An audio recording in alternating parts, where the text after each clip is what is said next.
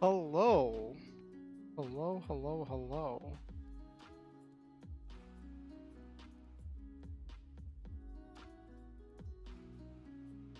All right. Might hear an echo for a second.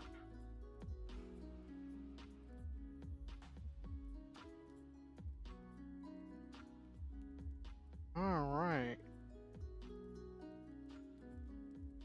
All right. That is live. Great, awesome, outstanding.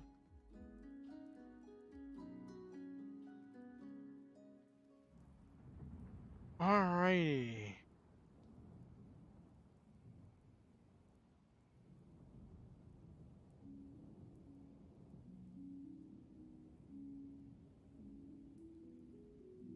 Do, do, do, do.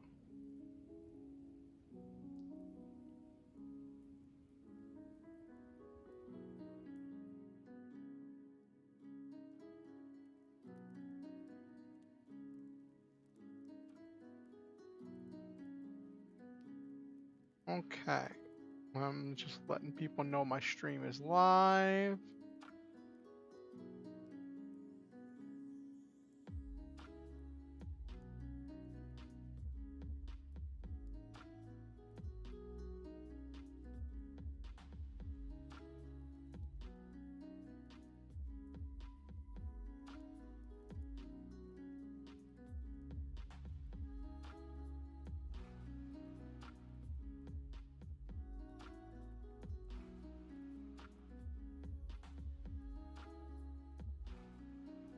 Okay. Posted that the stream is live. Stream Elements bot has dropped by to say hi. Ah.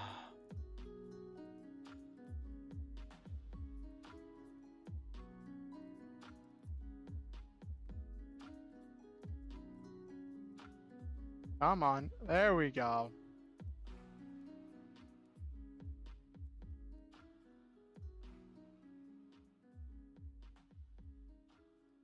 All right. How's everybody doing today?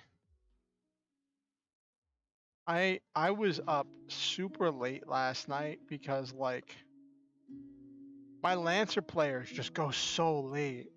And I'm just like, okay, and the game just goes so long. Um and like I was ready to break things up a little bit and to break it into two sessions instead of trying to have a one really long session, but apparently my players just really needed the issue to be resolved in that one session. um and that made things really interesting as we were just going, and I let the situation wrap up in an overly neat bow that we were dealing with in game, because I wanted my players to have some feeling of accomplishment. And like, was it necessarily realistic how smooth things worked out in the end? Not really. Were there still some plot holes, and did I still have some unanswered questions that I'd originally set out to answer with this mystery? Yes. Am I just gonna have to leave things a little bit canon, a little bit different in canon, like unexplained that I'd wanted to explain? Yeah, I think that's okay.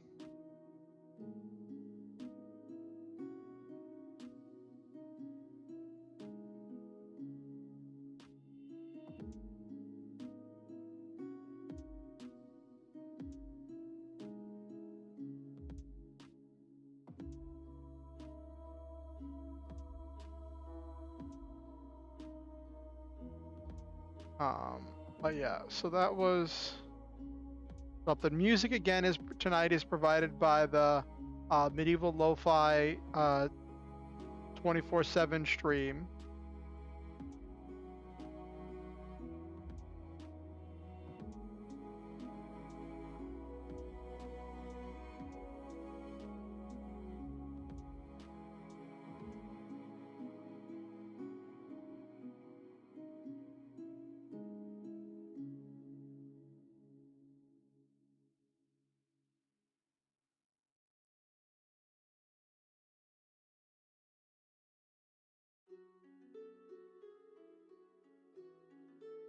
Hey Silva, hey wait what no. How are you all doing tonight? How was your weekend, everybody?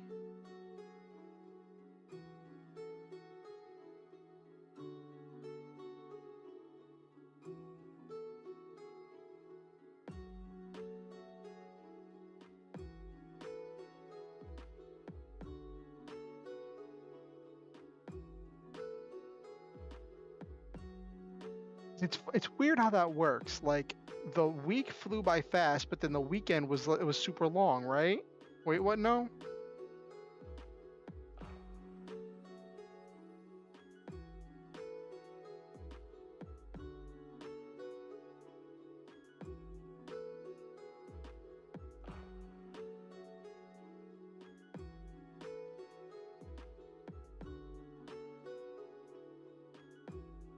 Yeah. Did you do anything fun? Did you play in any games? Wait, what? No.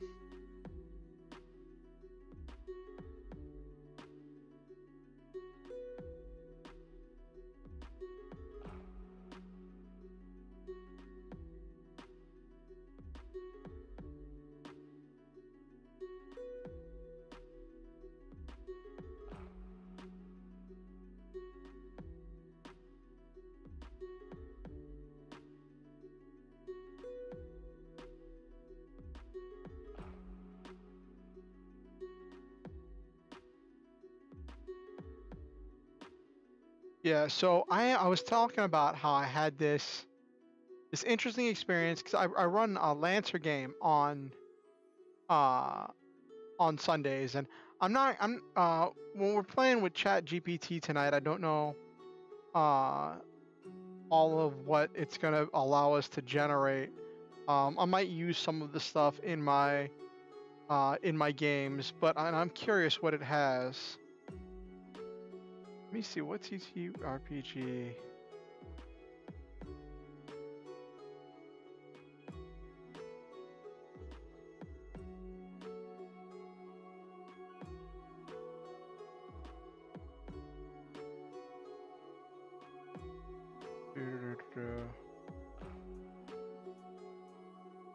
Was running some D&D in our homebrew setting. Ooh, that's really exciting. That's fine. Wait, what? No, it's okay. I have no problem waiting.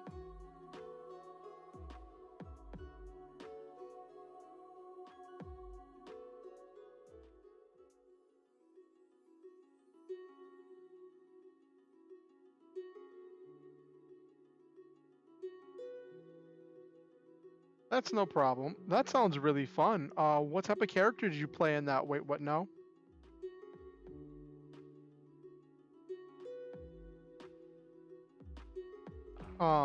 Also, how was your weekend, Silva? What'd you get up to? I know we ended up not really talking over the weekend, Silva. So I'm curious how your weekend was, or what stuff you got up to.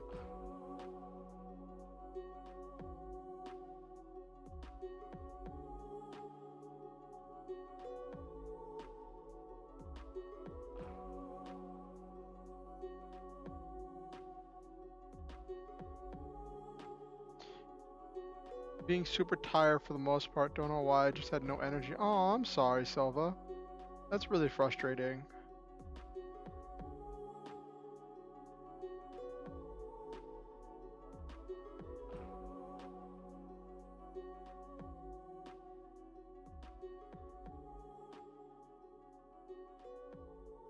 That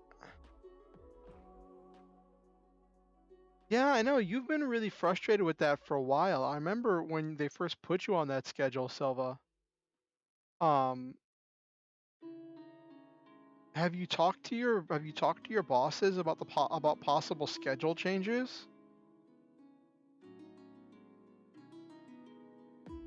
A half-elf wizard named Chondros. That's cool.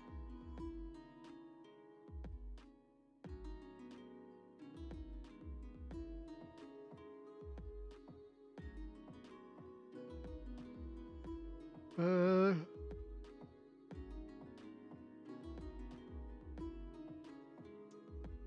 that's really frustrating, Silva.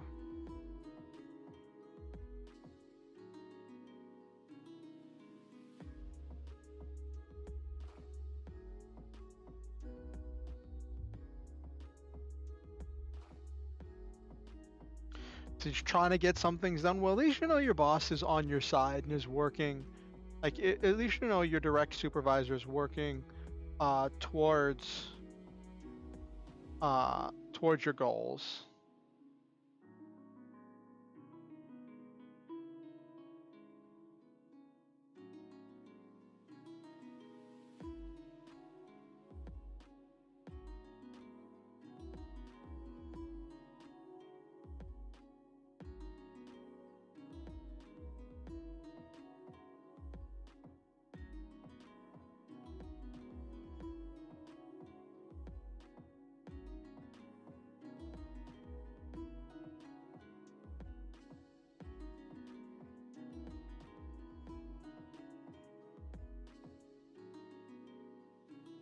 Um, yeah, so I was running this murder mystery for my Lancer players over the course of the on Sunday, and it was this interesting experience where like I had some things planned out, and sometimes like one of the key rules of GMing of running games is that you go with the most interesting idea at the table. If you have a plan and your players come up with something that's cooler, don't be afraid to adjust your plan to go with what the players are working with, right? If their idea is so much better than yours, in order to encourage player creativity and to make your players not feel like their time was wasted. And I made up a poison that the victim had been killed with in our murder mystery. Um, but my players were thinking about real poisons that could be used, and I almost like shifted to that, but because the real poison they thought up was too common and didn't fit the story, I ended up going with my made up poison because it fit more of the story I was going for. But for a hot second, I really debated just completely pivoting the story.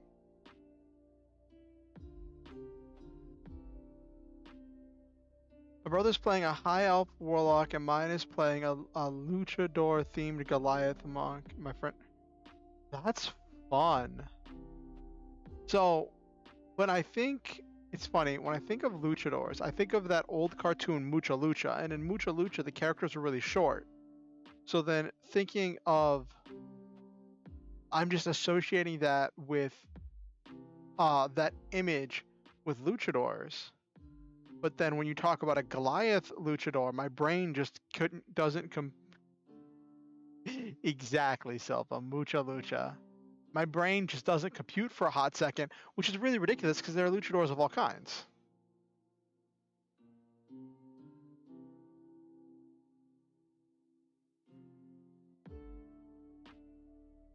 I don't even remember what it was about. It's been so long. I just remember that it exists. I remember the aesthetic and the look of it, but I don't even remember what the story was about. I don't even know that I watched it that much as I just knew that it existed. Because I think it came on around the same time slot as Shaolin Showdown. And I watched more Shaolin Showdown than I did Mucha Lucha.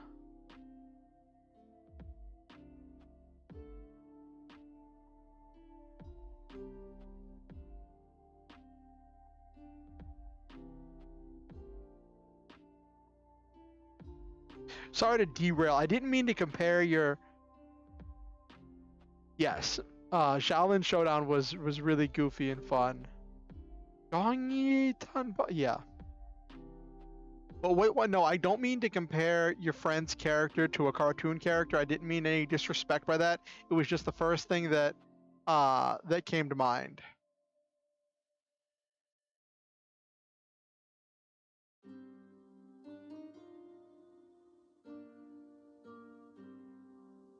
I'll never forget that one thing where like, because you had the one kid who was like actually a Shaolin monk, but was like so disconnected from society. His sentences were always broken up because he was so oh my gosh. Silva, I was about to make that exact reference.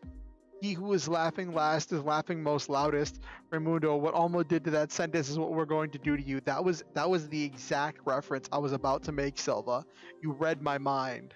Get out of my head. That was part of the inspiration. That's actually really cool. Wait, what? No. It's great when we can have fun with our characters for TTRPGs.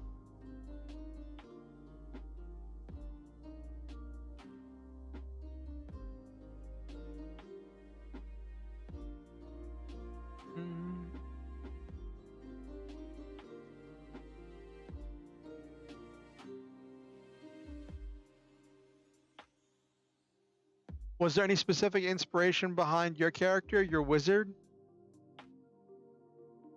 Because you said you were. Let me scroll up here. So you're playing a wizard, your brother's playing a warlock, and your friend's playing a monk. Very interesting party composition.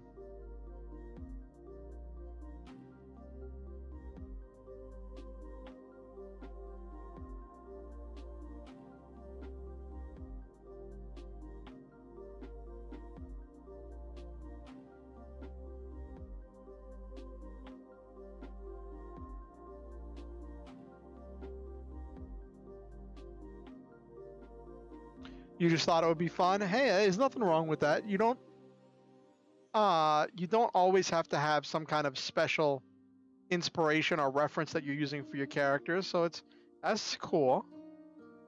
Feel like I know who Nabu's favorite character was in that show, though. The one who was rather catty. It's been too long, I don't even remember any of them. I don't play wizard often. Wizard? I have mixed feelings about wizards because they have the largest spell list, right?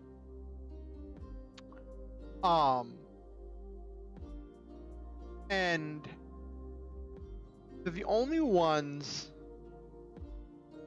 well, they're the best ones that have a mechanic for learning additional spells outside of leveling up.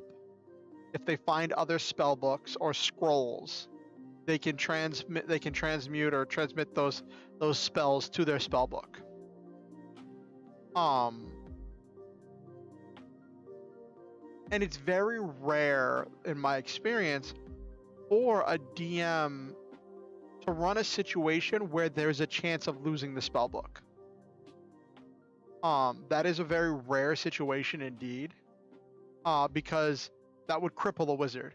But it's like wizards have this great power on the condition that if they lose their spell book, they're SOL. And in that respect, the wizard is balanced because it is the easiest for them to lose their spells, because like if you look at it, like sorcerers can't lose their spells. Clerics only lose their spells if they defy their god. Warlocks, the official ruling is that even if they break their contract, they don't lose their spells. Bards can't lose their spells. So it makes sense for wizards to be the most powerful because they're the only ones that can lose their spells. But if no one ever runs a scenario where the wizards are at risk of losing their spells, then it becomes a non-issue. It becomes a fluff flavor text at that point instead of a factor that should be used for balancing the class. Just a single powerful spell, but then you collapse off. I feel like with Megumin, because of how she's able to enhance the spell, I feel like Megumin would be a sorcerer using meta magic to enhance her fireball, or just casting it at higher levels and using her meta magic to just make it more and more powerful or larger.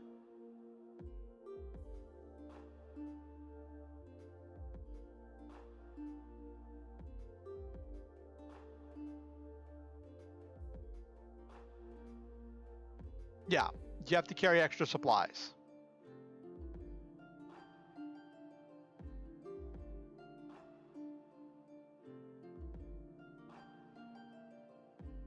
Damn the vitality into fire, which is watching. Yeah. I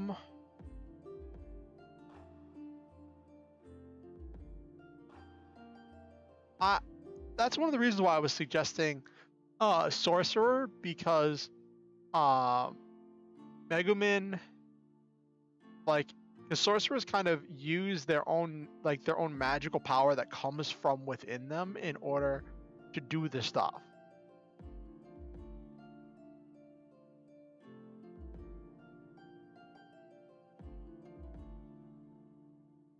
So that's where I was getting that from.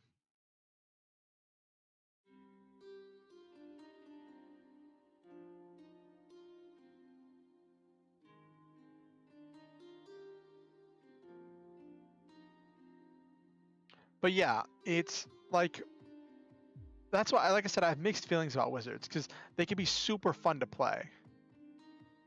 Be a monk or fighter and still try to cast fireball. That would be okay. If she was, I know it wouldn't be possible because fireball is not a high enough level spell.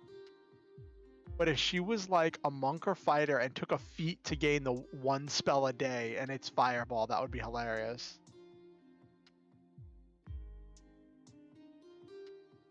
Oh my gosh. Hello, Doxus. How are you doing? Hello, Doxus. How are you doing? As of current, you're at 1 HP. The warlock's at 12 and the monk's at 3. Is that your current HP? So did you just walk out of a fight in that campaign? Wait, what now?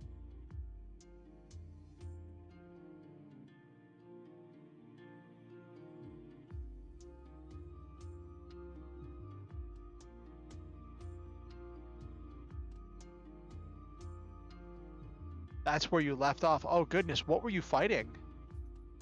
What were you fighting that had you all worn down so much?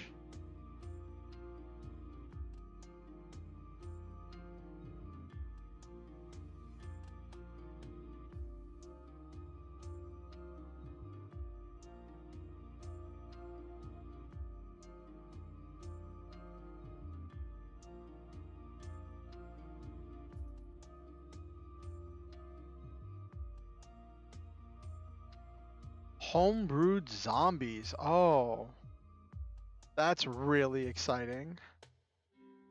And dying bandits. Oh no. I'm really tired because of making Greek wine and olive oil with my uncle all day. Oh, is this the same? Is this the same uncle that you needed to talk to about getting access to the olives for making the olive oil? Is this that same uncle? I remember you said that there was. Oh, that's really exciting. I'm really happy for you, Doxus. Like, I realize you're probably really tired, but that sounds like really fulfilling because that's something you really wanted to do.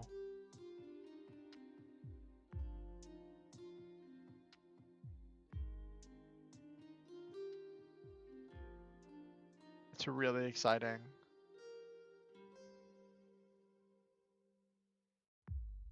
Oh no, not the corruption. Wait, what? No. Imagine our item or skill with the effect that if someone starts a battle with 1 HP, won't take damage until healed first. Imagine the fun. Yeah, then you would have characters that. So my one fear with introducing an item like that, Naviru, is that you would get into some really almost triggering stuff where you have characters intentionally injuring themselves to try to make sure they start every combat with exactly 1 HP in order to use that item, and that can get into some really rough situations. You walk into one anti-magic field and that character is SOL, and if the character is, even if they are using that thing as intended, it still feels a little cheaty and too powerful. Yeah, it's true. I had to move out from my home and I only brought my phone and my laptop just to watch YouTube and your stream. Oh, Doxus, I'm very sorry to hear you had to move out, and I'm glad that you wanted to be here. I'm glad to have you here, Doxus. I'm very sorry to hear that you had to move out. Did something happen, Doxus? We're all 3rd level and I have no spell slots. Oh no, a wizard with 1 HP and no spell slots. Oh no, and you have no cleric. Oh, nothing happened? You just had to move out, Doxus? Okay.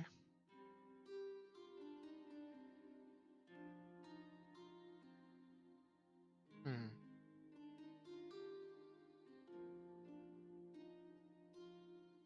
So Doxus, how much do you know like how much wine and olive oil you made today?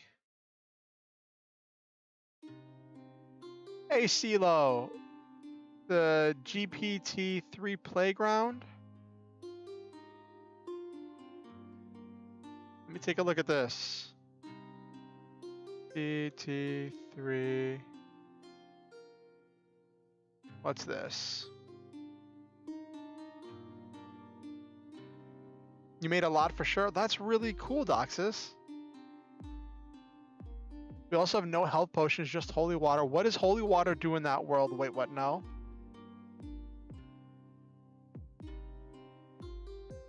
It has more options than Chat GPT.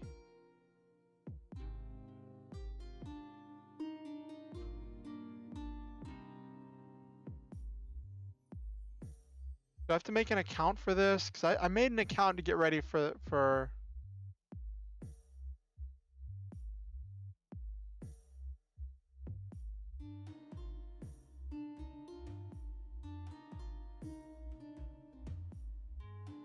Holy water. Oh, you don't know? Okay. Holy water against undead foes sounds right. Kind of busted if used right. The DM just gave it to use. Ah. Yes, holy water plus a rain spell. Because I made an account specifically to try this out. What is this? Load a preset. What is this?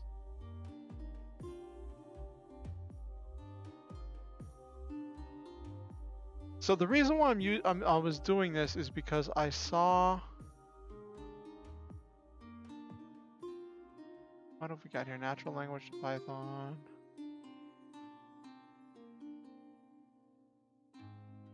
I'm looking at this now.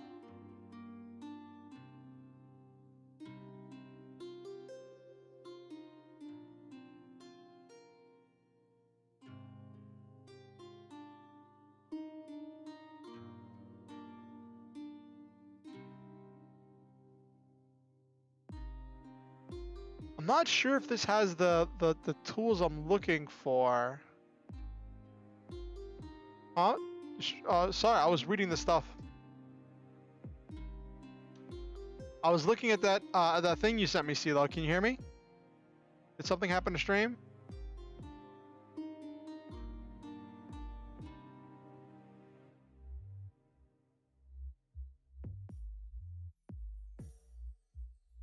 Oh? My stream looks...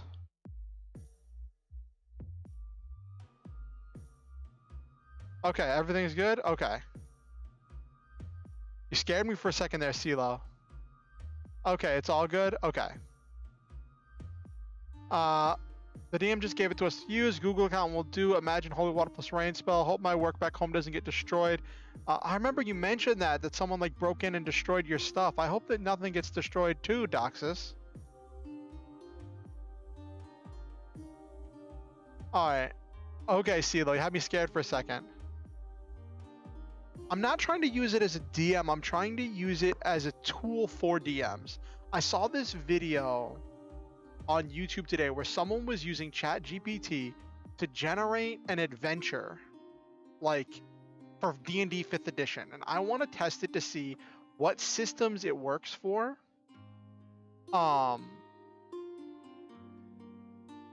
And I want to see what it's trained on, because I know it's trained on D&D 5th edition.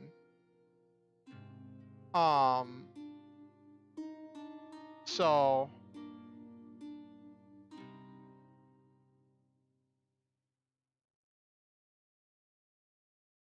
anything pre-2021, it'll have general knowledge on. Ooh, That makes me wonder, when did Lancer come out? Because Lancer's been out for a few years. I know.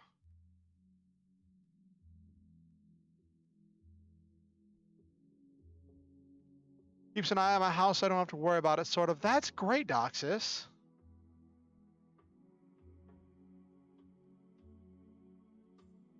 Lancer was kickstarted. Was released late November that year.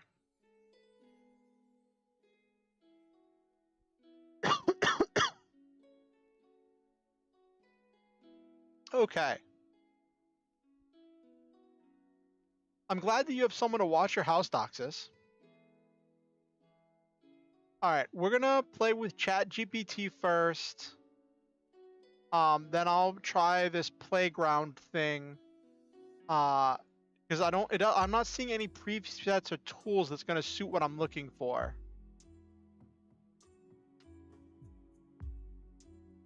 So let's switch over.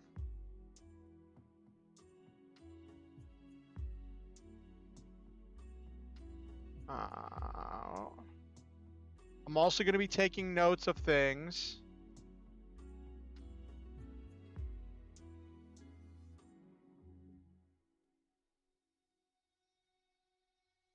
All right. So I'm going to be taking notes of things. So I'm going to try doing what I saw someone do in a YouTube video earlier today. Except I'm going to try doing it for Lancer. And gonna see what it pops out. All right, Doxus, have yourself a good day or night or whatever time it is over there in Greece. Have yourself a wonderful time, and I hope everything goes really well with your art and with your wine and your olive oil.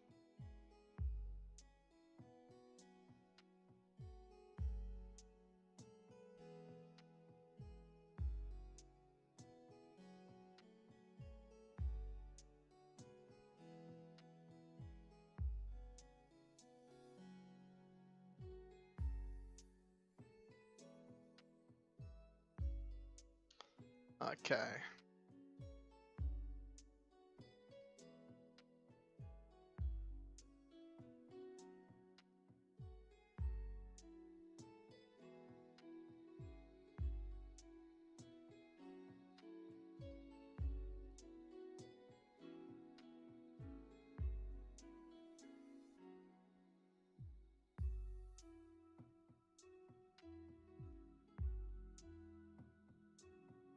So I'm gonna try this out, see what this does. Please make me a one-shot for Lancer RPG that will take roughly 5 hours for 4 players.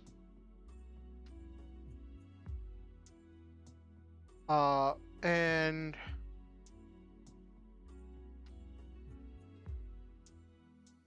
license level 7.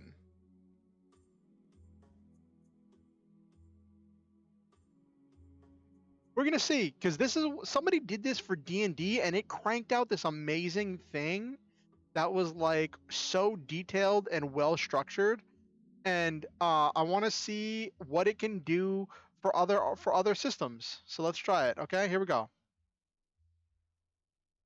Oops, we got an issue. Okay, let's try that again. Maybe it was too long.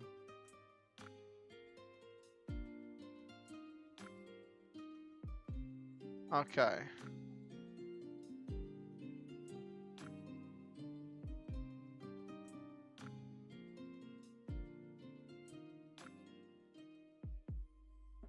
One shot adventure for Lancer RPG. If we have to do D&D stuff, we will. Just I want to see what this thing can do.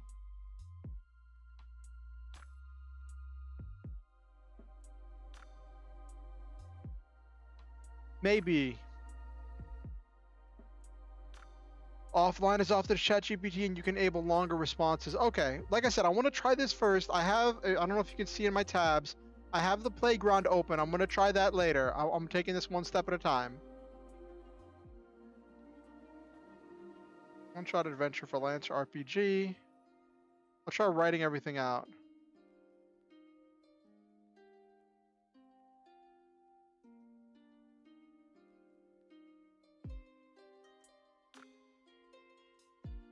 Ooh, does it not have? Let me.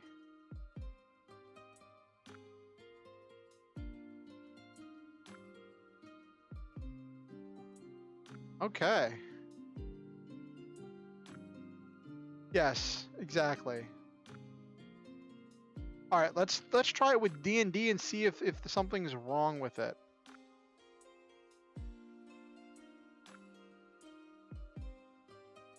I know I saw someone do this with D&D 5th edition. You know what? Let's not try Lancer. Let's try an older system. Let's try an older system that's been around for years.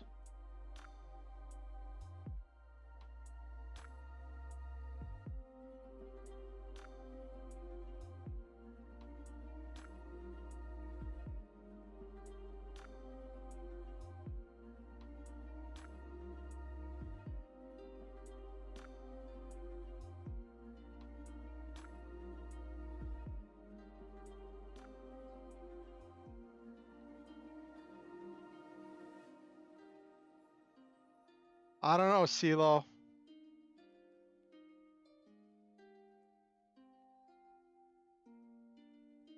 I just watched a video where someone did this with D&D 5th edition. Okay, maybe it only knows D&D 5th edition.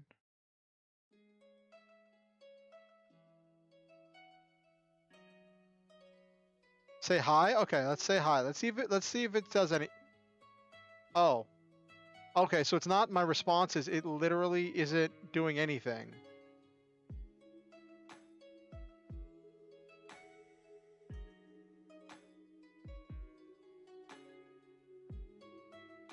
Let me try reloading.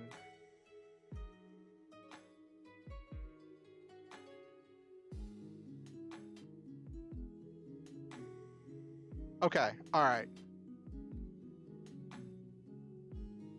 Alright, so I just needed to reload the page. Let's try Lancer first.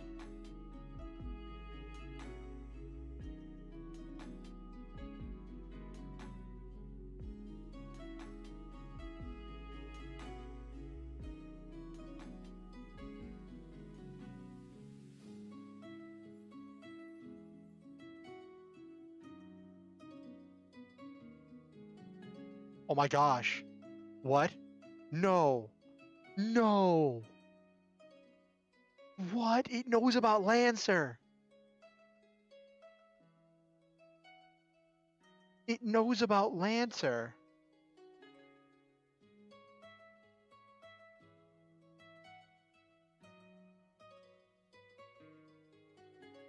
Oh no.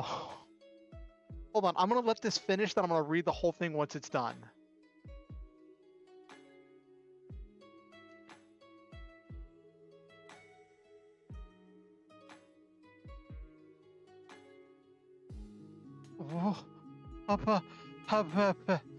Okay, alright. Title, The Lost Colony.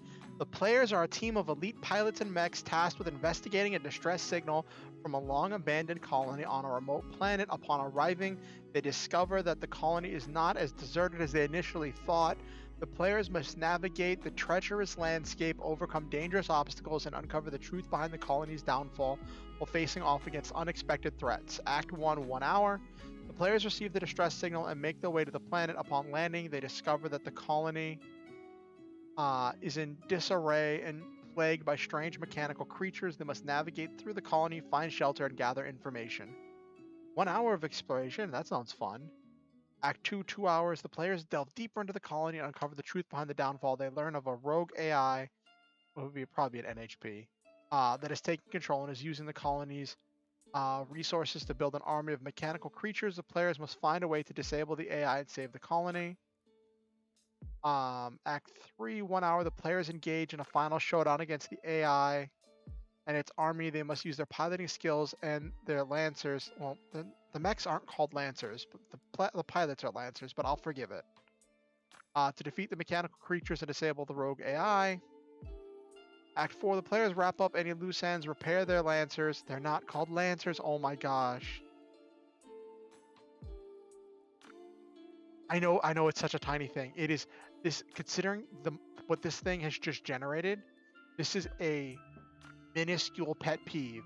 but the mechs are not called Lancers. At most, they'd be called frames. Okay. Anyway.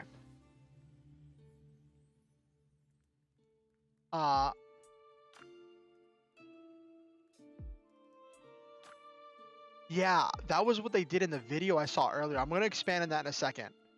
The players wrap up loose ends, repair their lancers, and prepare to leave the planet. They must also decide what to do with the information they have uncovered, whether to report it back to their superiors. This adventure provides opportunities for combat, exploration, problem solving, as well as a mix of action and story elements that should keep the players engaged for roughly 5 hours.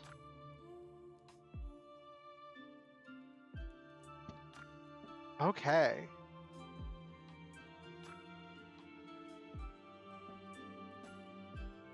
All right, so first, I know you can rename these so you can keep track of them. I'm going to rename this the Lost Colony.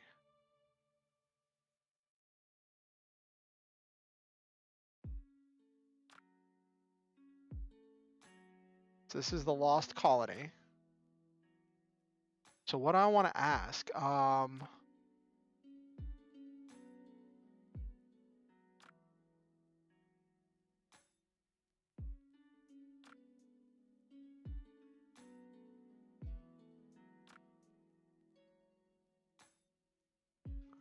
want to know about these mechanical creatures.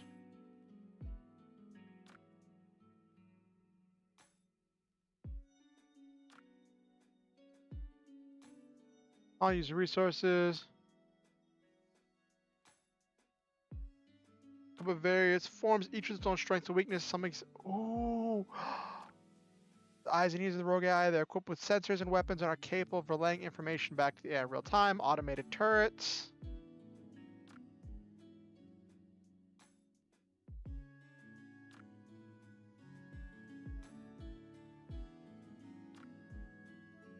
Massive robots are designed to take on entire squadrons of lancers. They're heavily armored and require coordinated effort to defeat.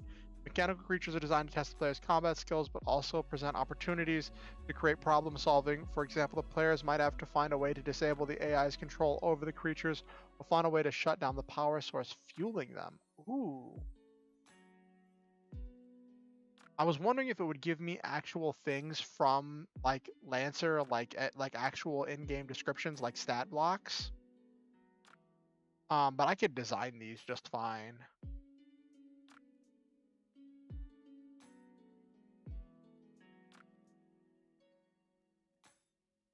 Okay.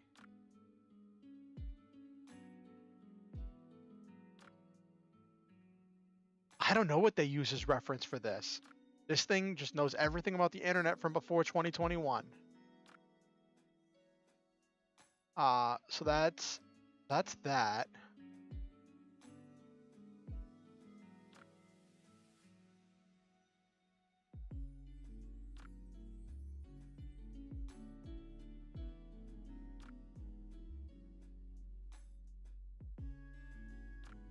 I think it's a little bit of a mistake that the game is that the AI is expecting the research phase of trying to figure out how to disable the AI to take longer than the actual fight.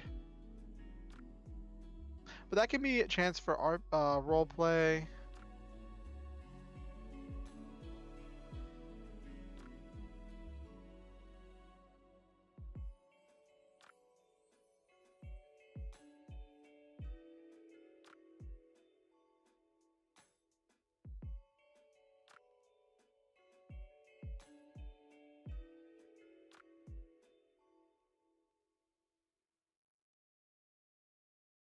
I was asking, are there any NPCs living in the colony? It's possible there may be some non-player characters, NPCs living in the colony, depending on the specifics of the adventure, the direction you want to take it.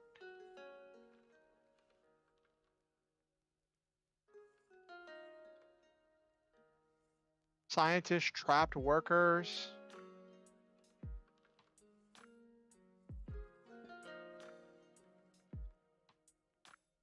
And take up valuable time, so be sure to consider your group's preferences before adding them. That's very important. Yeah, I was just saying, Nabiru, like, you could probably use this to help with coming up with, like, details and things for some of your stories.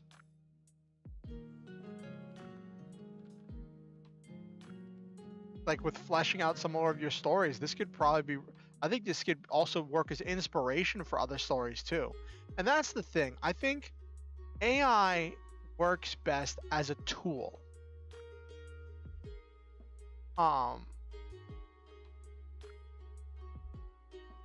So we've got the scientists, got the bots.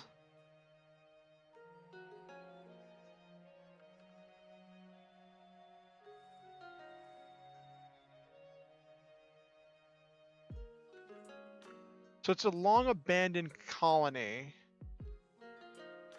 but there might be some surviving colonists that didn't evacuate.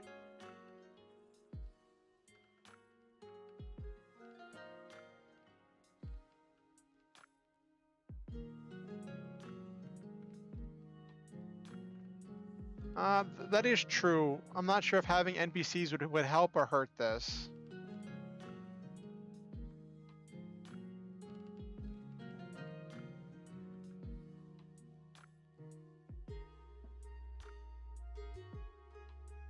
Let's see what it says about the colony.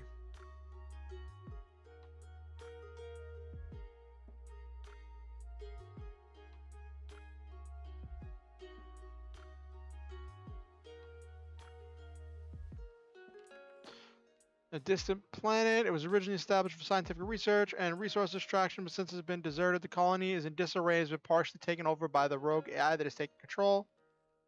Few details you might want to consider describing the colony's architecture, sleek modern buildings.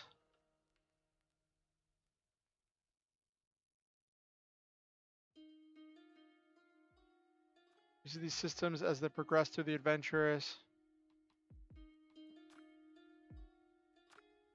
Okay.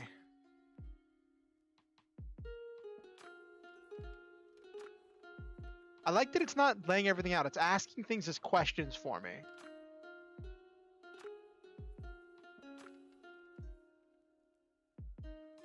Like this part here where it's talking about like where after the description it gives this generated passage here where it's saying it's like you're reading a pre-made adventure book that's giving you details that you can use to fill in and asking you questions that you have to answer in order to run the adventure.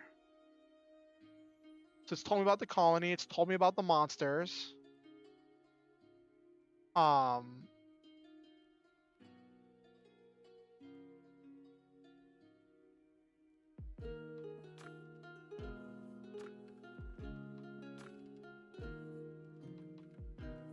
think the only thing I have left to ask about is the AI.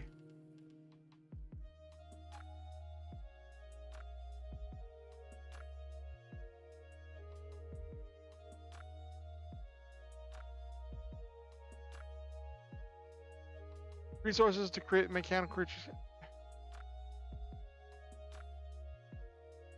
And how it came to be in control of the colony. Was it created specifically for the colony? Was it a piece of military hardware that went rogue? Oh, so it's asking me questions instead of giving me information. Resource does have a larger, more sinister goal. What is it willing to achieve to achieve its objectives? Can it manipulate the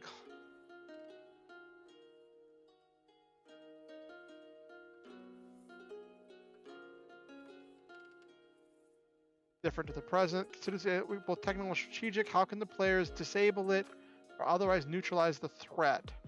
What kind of tactical decisions can they make to gain advantage over it?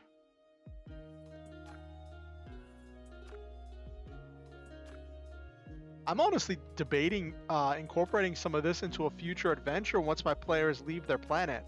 So in my Lancer game, the players have been like staying on one planet for a while now, and there's this kind of expectation that once they finish the current story arc, they're going to take their ship and then start exploring more of the frontier and going on spacefaring adventures. So I've been putting together some randomly generated things that I could use as adventures that the players run into while they're traveling through space. And I think this could be a really nice one-shot adventure that the players could run into while they're traveling in space. They get this distress call from what they think is a long abandoned colony. Let me copy this.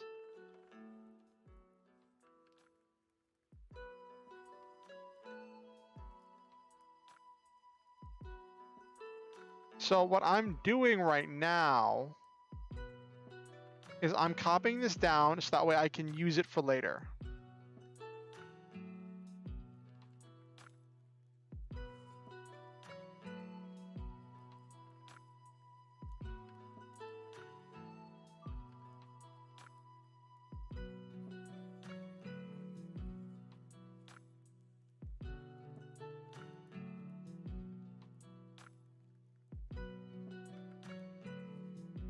Yeah, I don't think I'm going to add NPCs.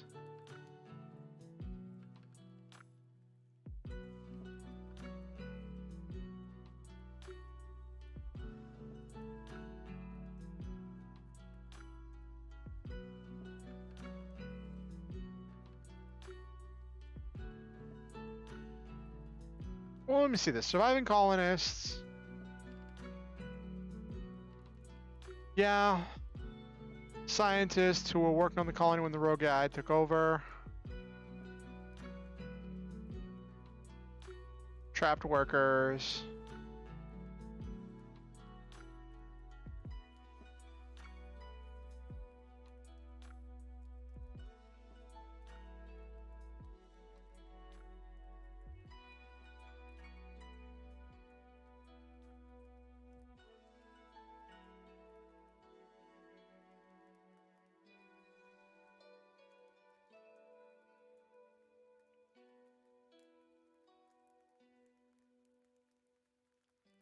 And just like that, in just under like 20 minutes,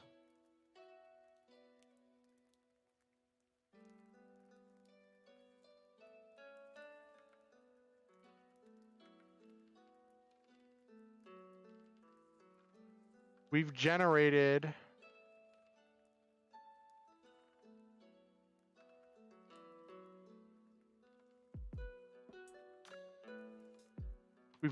a stat block. Well, not a stat block. We've generated an adventure.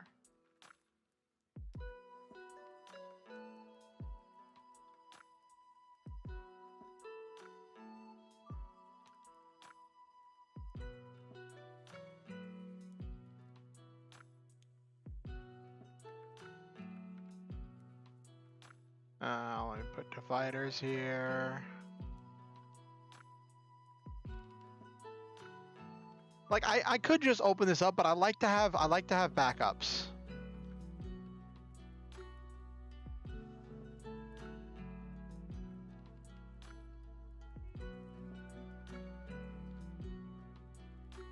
It'd help if I could actually see what chat was saying. What other questions should I ask it about this adventure, chat? Or do you have some suggestions of things I could ask for the next thing? I also want to generate some NPCs. I want to get it to generate some NPCs.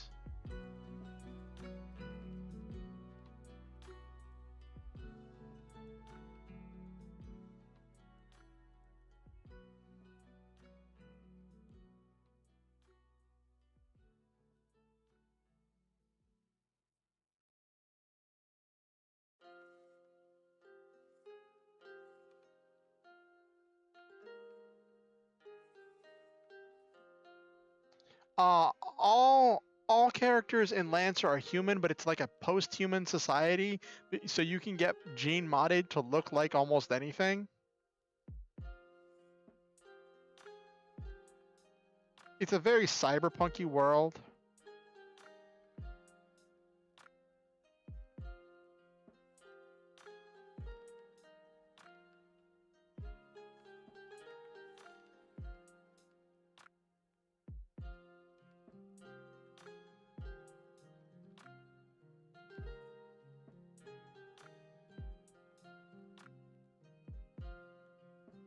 Okay.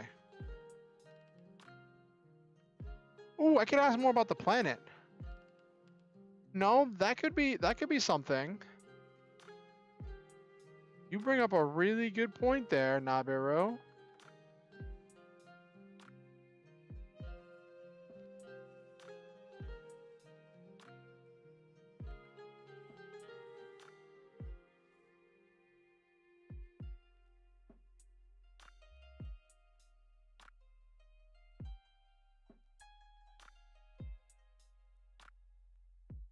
Please tell me more about the planet the colony is on.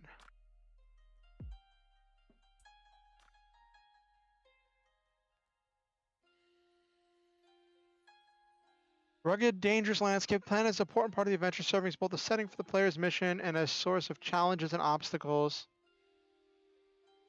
Scorching deserts to frozen tundra. Wow, it again is asking more questions.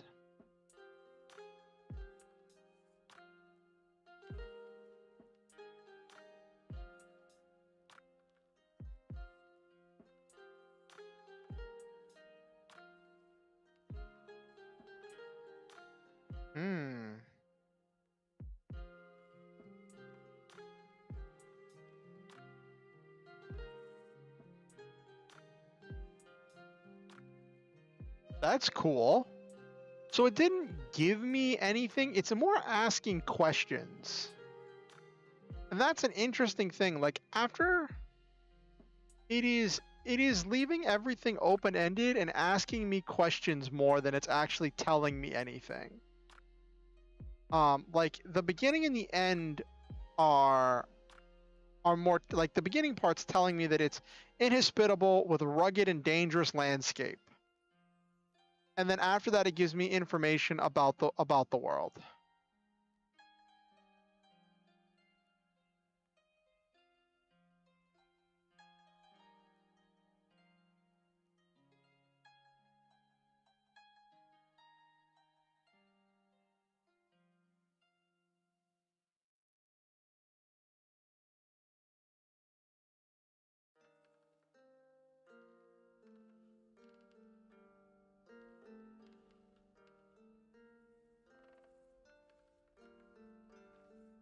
Okay.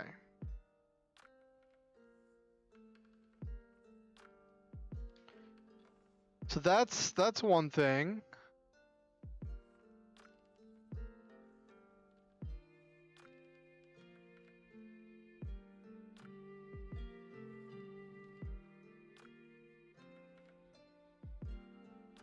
So when you go on any adventure, you want there to be loot of some kind. If this was a resource colony, there could be some resources that the players could loot from this adventure. So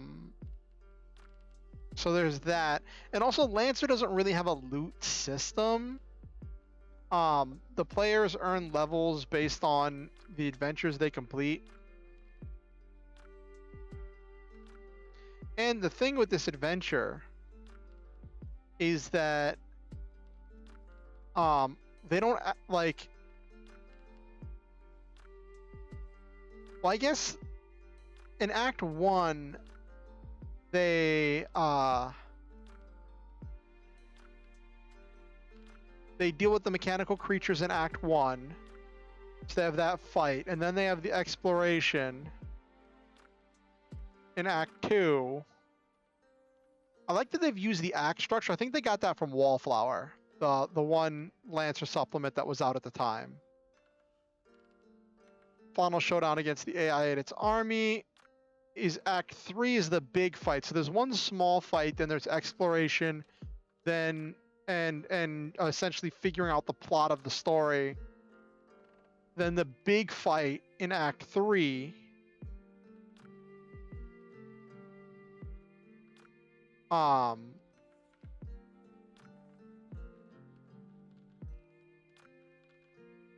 And then the wrap up of Act 4 of what they do next. Let me ask.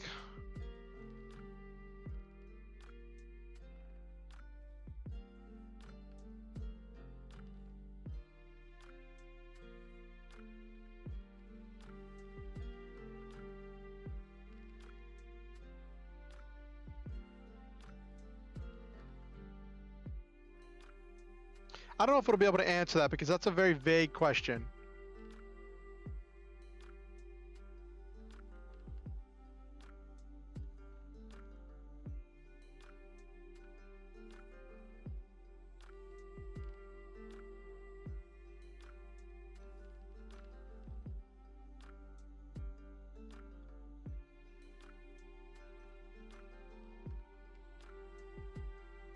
Ooh, this is a good list of stuff.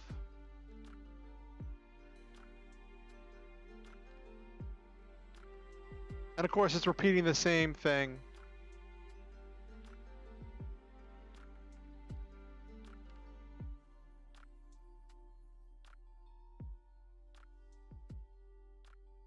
Ooh, that's some good stuff.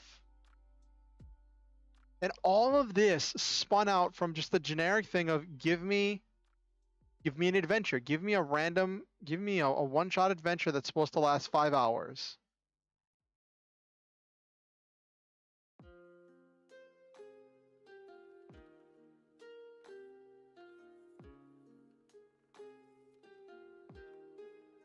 I think this adventure with my players would probably spin out into 2 sessions because I would probably pad this out. Well, it would depend on if I introduced NPCs or not, and how I tie it into the larger narrative. But yeah, this could definitely be used as a tool.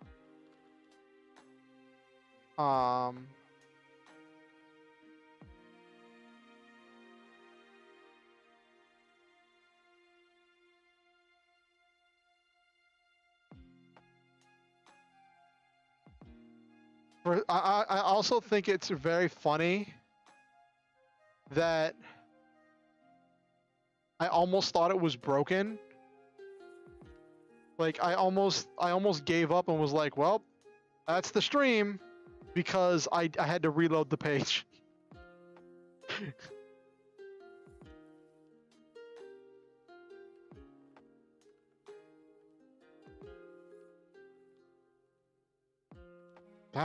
That's mind-boggling. We've just generated an entire session. I could ask it for a campaign. Should I ask it for a campaign, chat? See what it gives me for a campaign?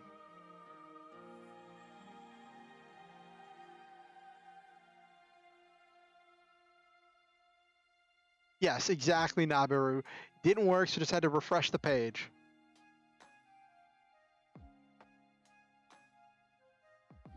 What should I ask it for next? I know at some point tonight I want to generate some NPCs. But I'm open to other things as well. It doesn't all have to be Lancer. I was just thinking about Lancer because that's what I'm running right now. But I also, because Lancer is a very niche game, so I was very curious if it knew anything about Lancer. It seems like its knowledge is detailed but limited. Like, it knows that Lancer is a spacefaring sci-fi game with mechs. And that's pretty powerful.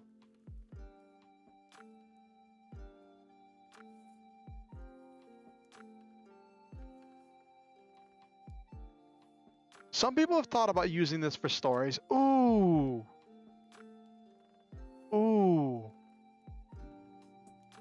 Okay. Speaking of stories, this is completely different. This is not TTRPG related at all. But there's something I have to ask this thing.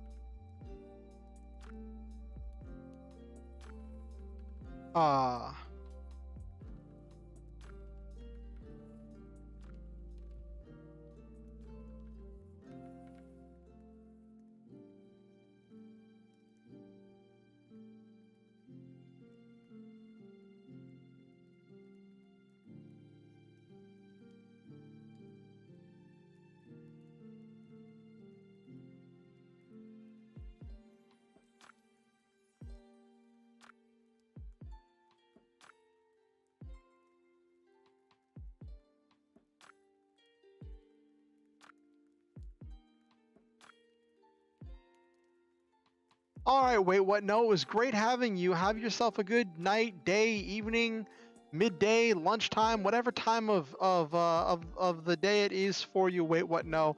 I hope you have a wonderful time, and I want you to know that I value you, and I think that you are a special, wonderful, important treasure of a person, and I am glad that you gave me your time and attention to come to stream tonight.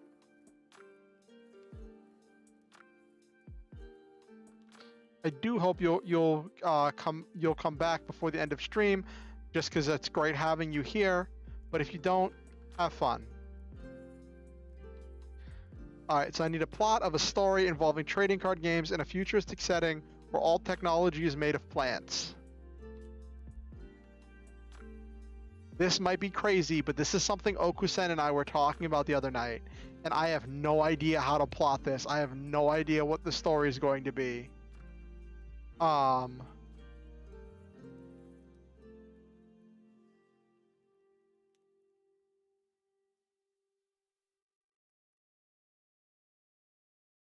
Are you ready to see? This is crazy. This is outlandish. This is bizarre. Let's see what it gives me. Garden? Oh my gosh.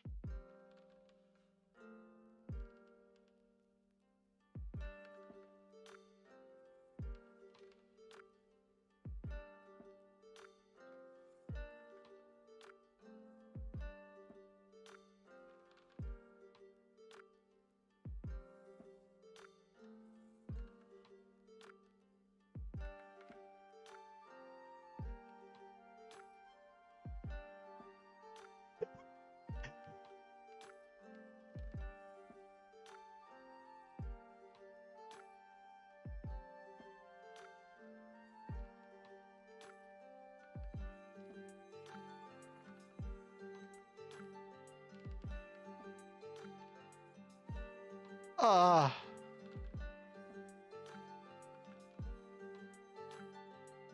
uh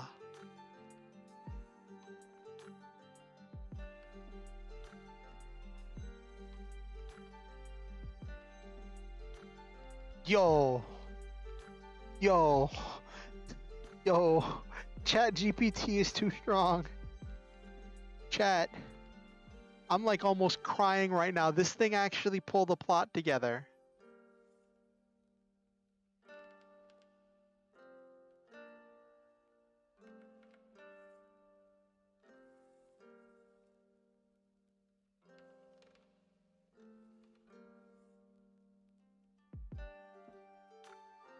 Eco Battles, the quest for the Doomsday Seed. Chat. This thing just gave me a plot.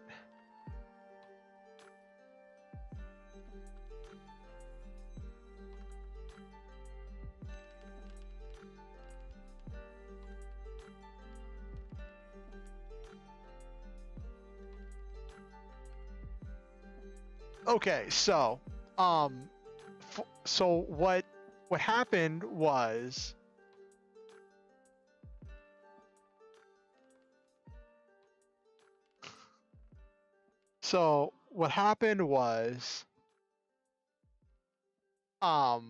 Okusen and I were talking about how in Halcyon Avenging, my one airship plant punk world story, it'd be really cool if there was a trading card game that, as part of the trading card game, in like the big tournaments, instead of having hologram projectors, they released controlled hallucinogenics to make everyone hallucinate the creatures and things in a shared hallucination, and like feel the phantom pain of taking damage to their life points, and then have some kind of a story involving a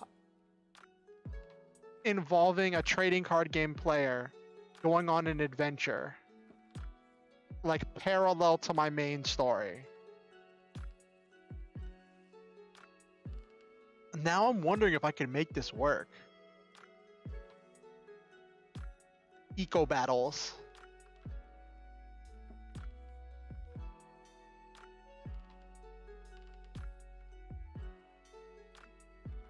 that will wipe out all life on Earth. Let me ask, what is the protagonist's name?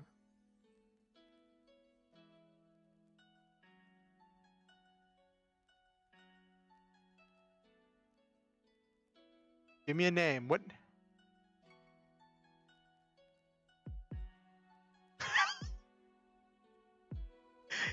Nabiru. Nabiru. Are you there, Nabiru? This is not TTRPG related at all. But they said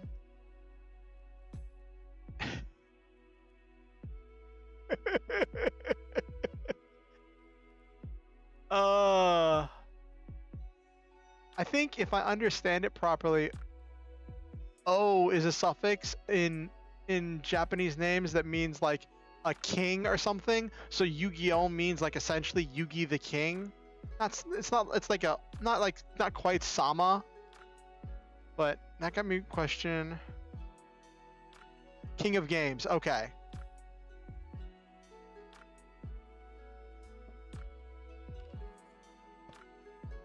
But yes, the main character's name is Iko. I'd probably give him a plant-based name. But see, now my brain is buzzing, right? My brain is buzzing and wondering, how would I tie this in to my main story, right?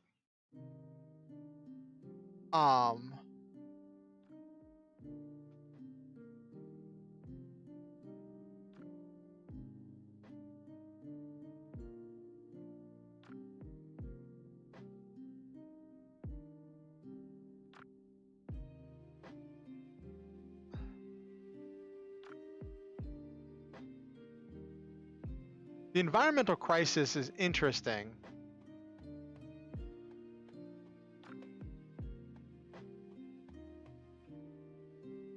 Because I don't feature an environmental crisis. Uh-huh.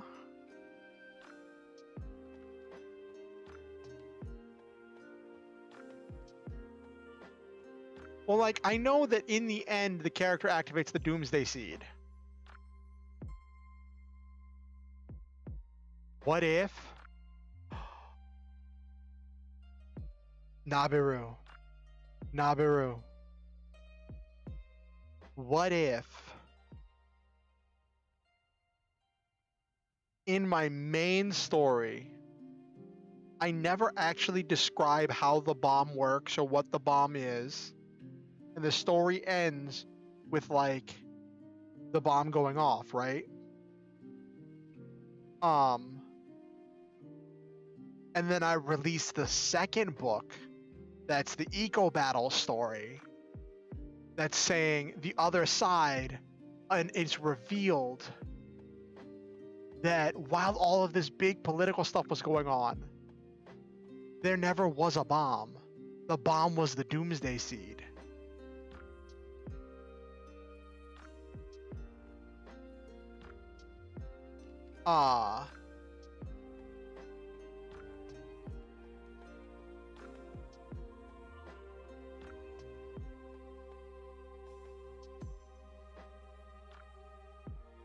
But how would I incorporate the like this just so then it turns into the bomb is the Doomsday Seed, and then you realize that the protagonist wins the battle, but then decides that he has to in order to save the world, he has to activate the Doomsday Seed, and that's the end of the story. Chat, hold on. I need to open the notes. Hold on. First, let me save this and then open a new window. Hold up.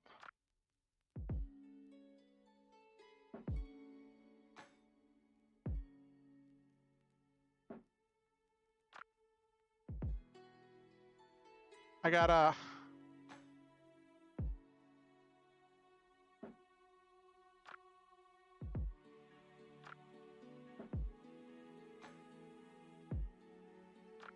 All right.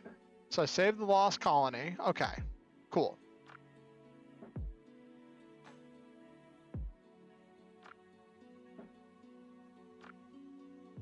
We're going to close the lost colony. We're going to get back to generating NPCs in a second.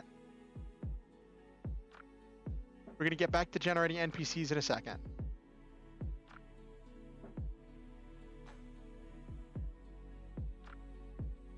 Yes, exactly.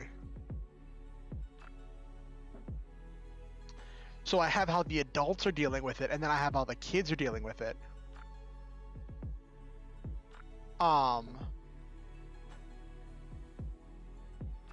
Though,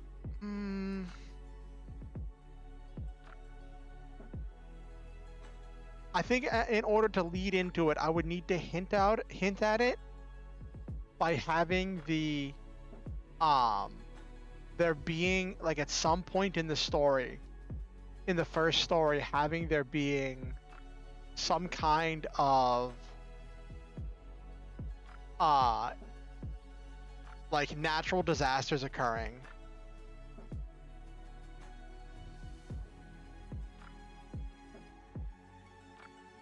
No, but no. See, that's the joke, Nabiru. That's the joke.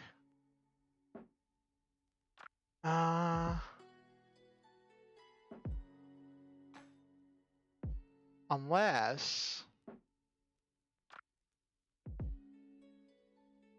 Oh, what if it's all not... What if it's all... History is written by the victories and survivors. That's true. Oh my gosh. I didn't even want tonight to be a writing night, but then this turned into writing because it gave me so many thoughts. And now I'm like, I'm stretching my brain.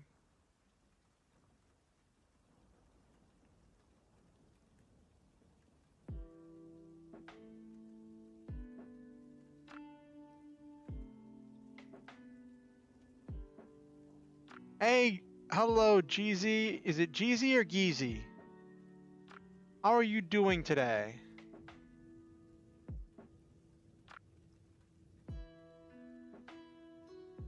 Ah, Jeezy, okay. How was your weekend, Jeezy? Yeah, that's what I'm gonna do right now. I'm saving it on a file.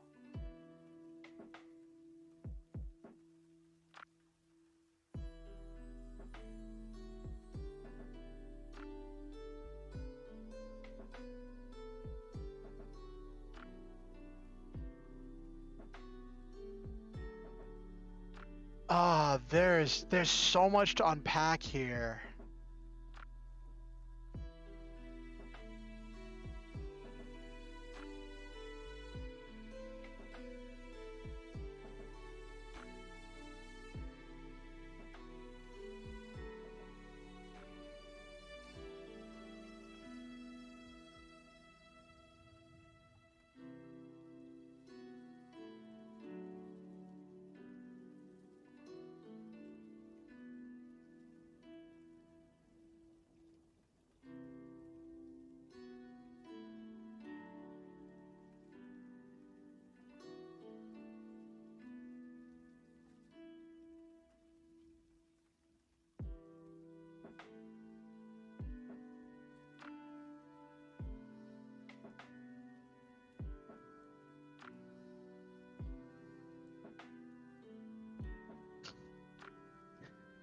So you use plants instead of monsters. It's Yu-Gi-Oh, but with plants instead of monsters. It's brilliant.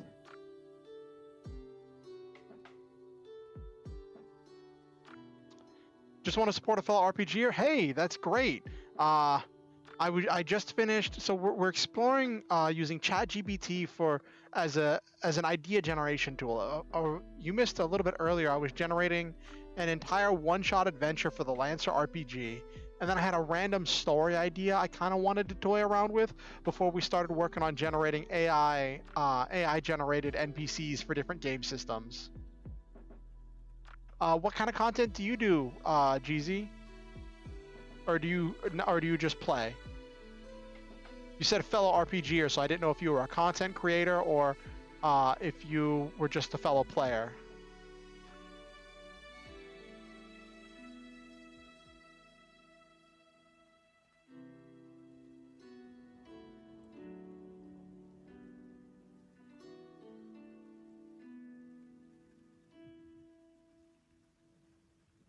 Does the protagonist... You have to ask this about a card game.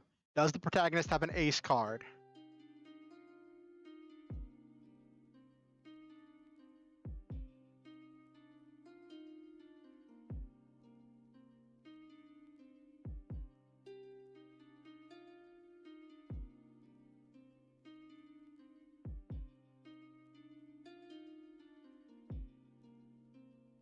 You didn't tell me what the ace card was.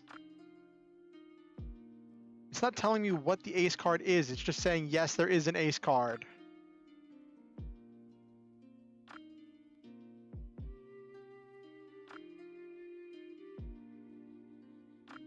But just from all this tool has given me so much stuff. There are so many things, like I could completely derail and start working on plotting out this story. And it would be all Okusen's fault. And Okusen's not even here yet. Well, at all tonight. I don't know if Okusen's coming tonight.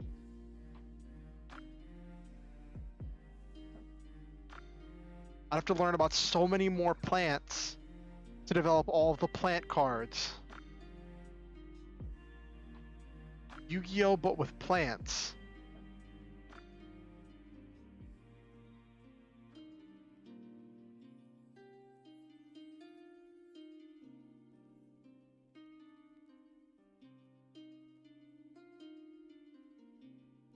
You know, we're gonna derail for a second.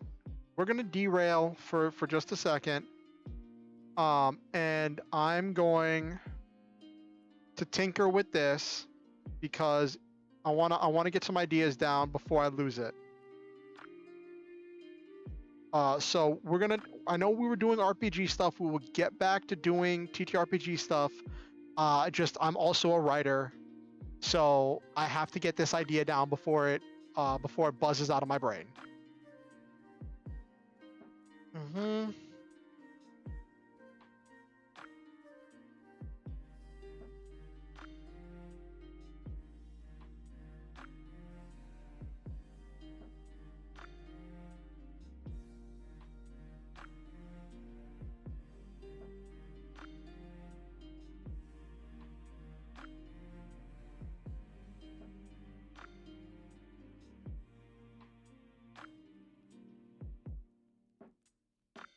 Plants with special traits.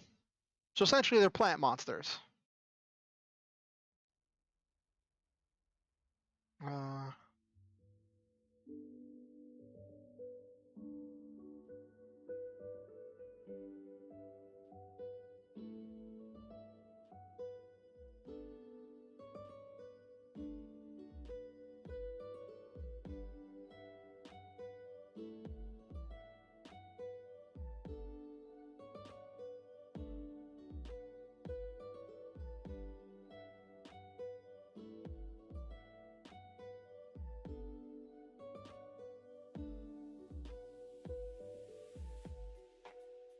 Okay. All right, so let's tie this all together.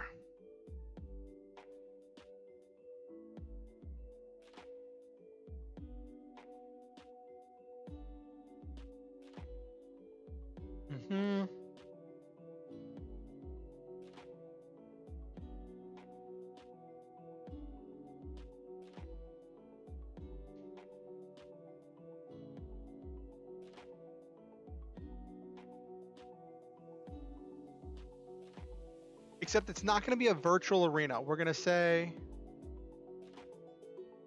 We're going to do the controlled hallucinogenic because drugs are cool.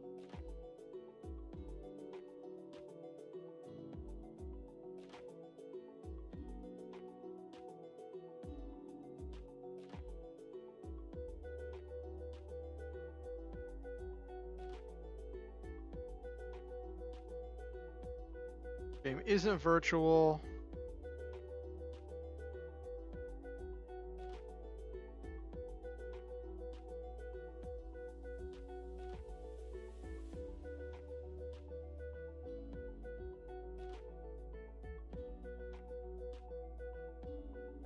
I misspelled that terribly, but autocorrect will save me.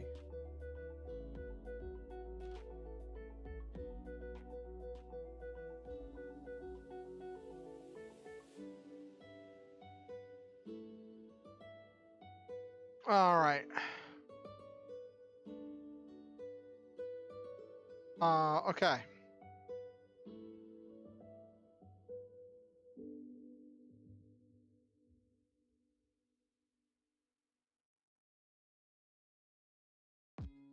This is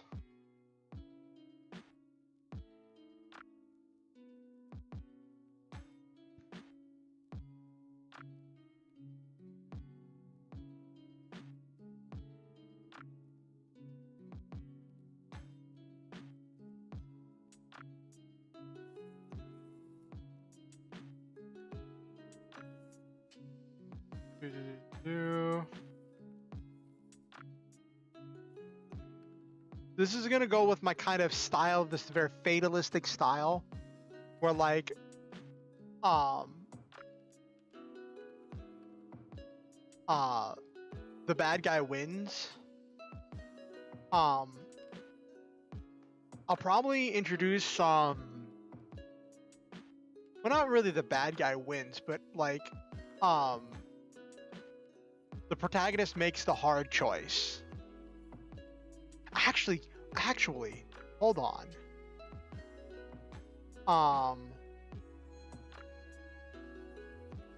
No, not Bomb was the Doomsday Seed.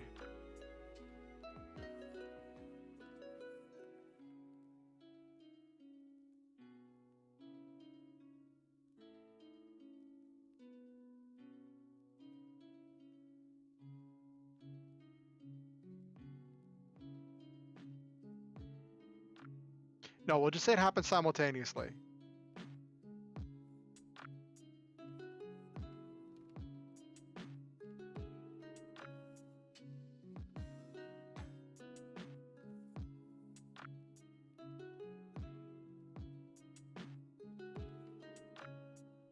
Not so much a sequel as much as a side story. I'm gonna leave them completely separate.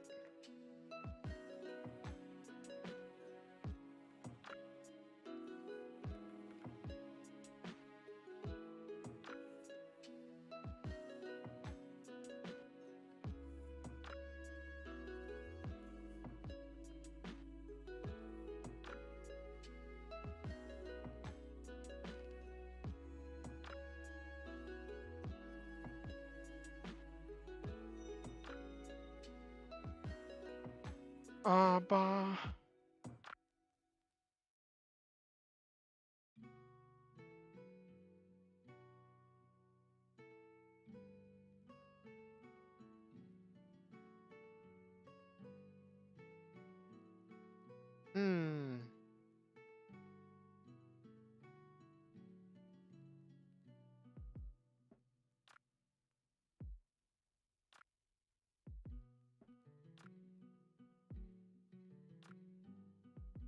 Or help them activate the Doomsday Seed in the hopes of saving it. I can probably, because like no part of my current story features environmental stuff at all, good or bad.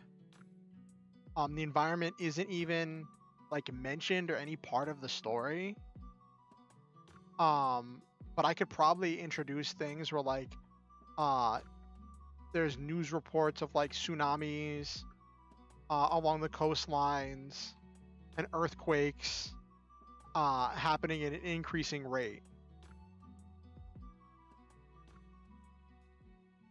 Yeah.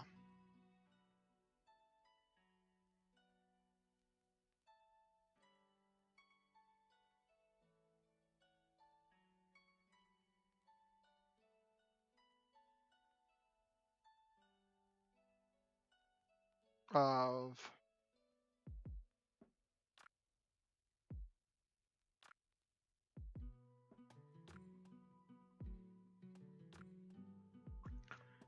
See, part of me almost doesn't want like part of me wants to like continue like make this story into something bizarre and crazy, because the thing is, my main story that deals Halcyon Avenging deals with this political intrigue and the story of rebellion and airship combat and all of that stuff.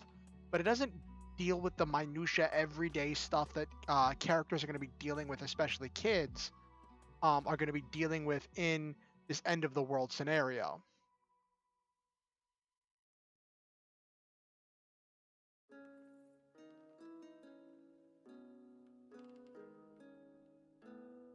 Part of me wants to connect the keepers.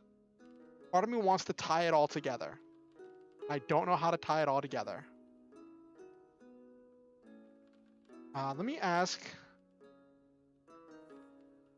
I'm going to ask Chat GPT.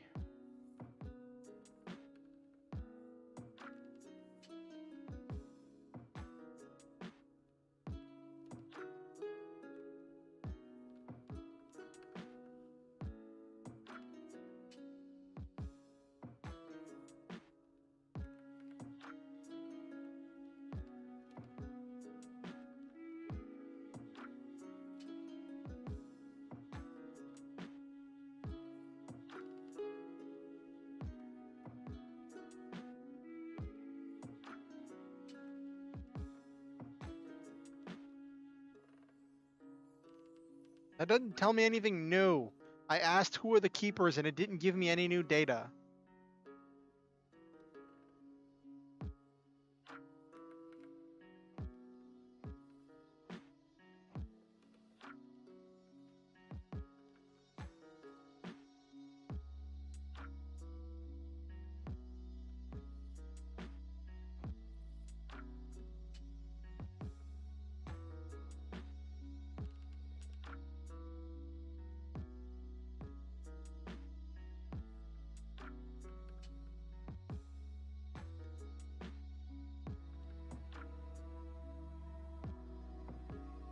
Battles game, according to the keepers, this card.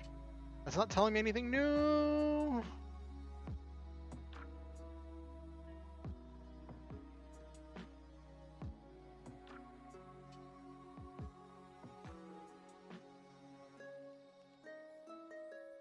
Ooh, that is something new.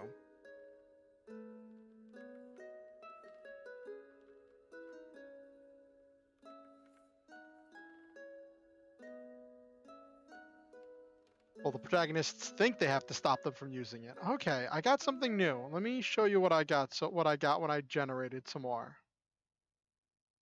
So, I asked it who are the keepers because I wanted more information about them, and it gave me more stuff that they're actually a group of rogue scientists.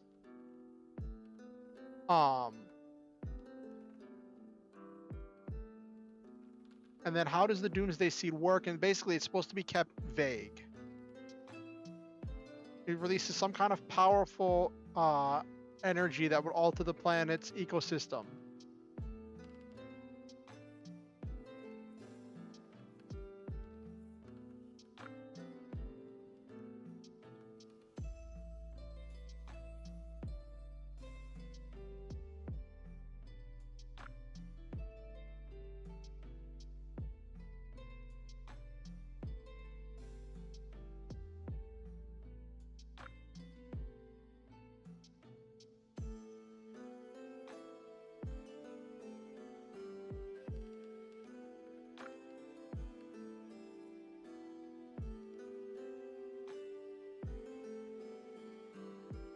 That's...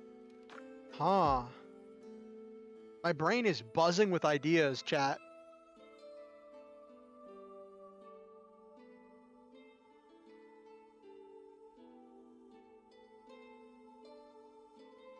This stuff is really powerful. Like, I had a generic idea and it literally assembled. It gave me the pieces. Like, if I filter this through the 27 chapter outline, actually, let me ask it.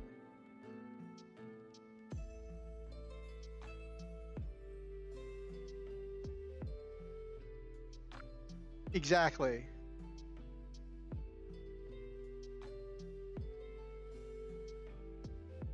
Please give me a 27 chapter outline of this story as a novel. Let's see if it does it.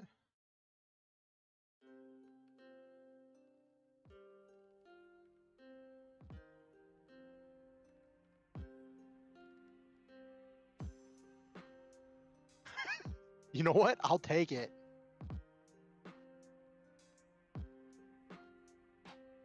It's giving me...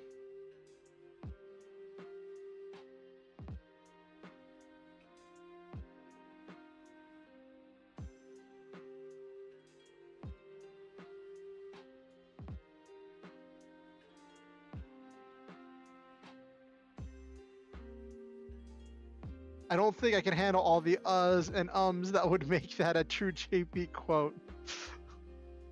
So, chat, I asked it to give me a 27 chapter outline, right, of a full length novel beyond the scope. But it literally, this is the most bizarre thing where it says, I can't give you a 27 outline and then a 27 chapter outline. Then it gives me a 27 chapter outline. It's not exactly a 27 chapter outline. Like it's like it's in groups of 3. It breaks it down into it breaks everything down into groups of 3 chapters. But I can still do with this. Introduction of protagonist, Eco in the world of Eco battles, Keepers in the quest to find the Doomsday Seed. Eco sets out on a journey to stop the Keepers. Eco meets and joins forces with other Eco battler players. The group encounters challenges and obstacles as they search for the Doomsday Seed. The group discovers information about the power of the Doomsday Seed. The group battles the Keepers and their army of powerful plant creatures. Ooh, give them plant creatures. Yeah, it's generic. The group reaches the Keeper's headquarters and must make a difficult decision about the fate of the world. The aftermath of the decision and the consequences for the world, and then conclusion and resolution at the end of the story.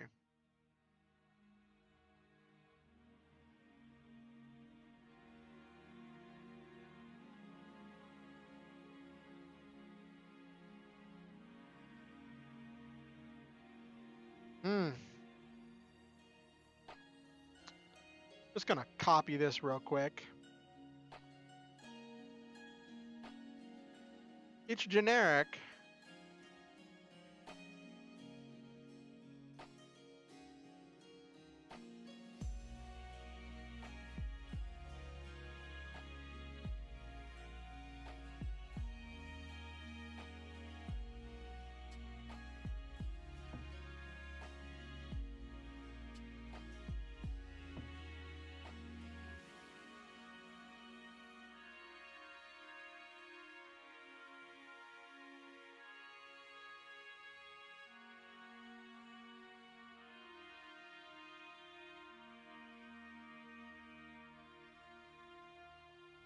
I'm not sure if I need 3 chapters for the resolution of the story. I'll probably feed it through I'll probably feed the whole thing through the actual 27 chapter outline. But this will give me some ideas of where to go with it. Oh my gosh, I can't believe I'm actually...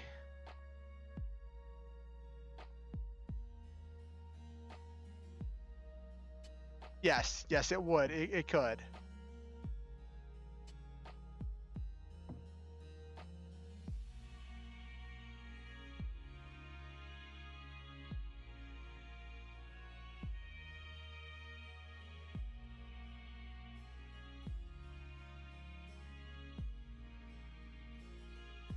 Protagonist.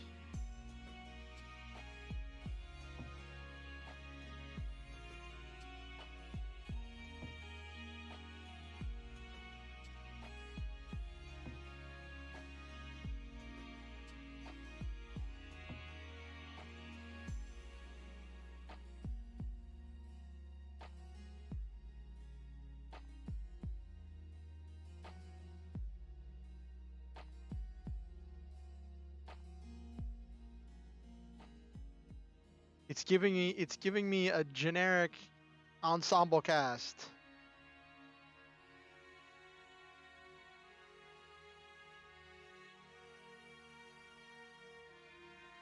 And the crazy thing is, I'm going to have to come up with actual cards. I'm going to have to create the basics of a card game in order to have something for the story to go around. Why do I do this to myself, chat?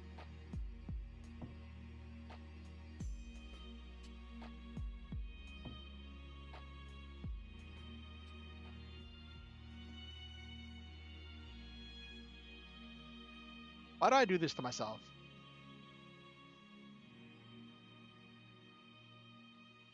Okay. We've been sidetracked for at least a half hour now. This has nothing to do with TTRPGs. This has more to do with my writing stuff. And now, oh my gosh, I'm not even done with Halcyon Avenging and I'm already working on a side story. Oh my gosh.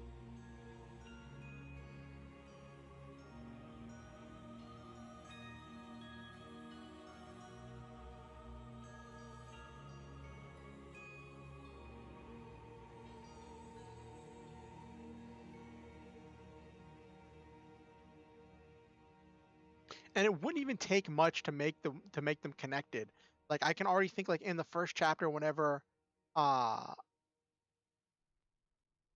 actually I can make some things that would fit better where like in the first chapter when Hazel is reading the newspaper, have it talk about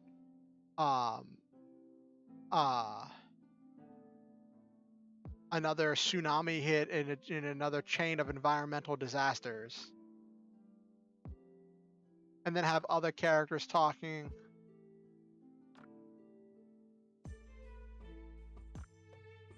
Listen, all right. All right, listen, Nabiru. Listen here, you little. Not done with the main, get sidetracked. I haven't even started editing my lore novel that I only have the first draft done. So many projects. I didn't expect it to come out. Like okay, I'll be honest. I didn't know what Chat GPT was going to give me whenever I fed it that prompt. I did not expect it to give me something so powerful. Like it gave me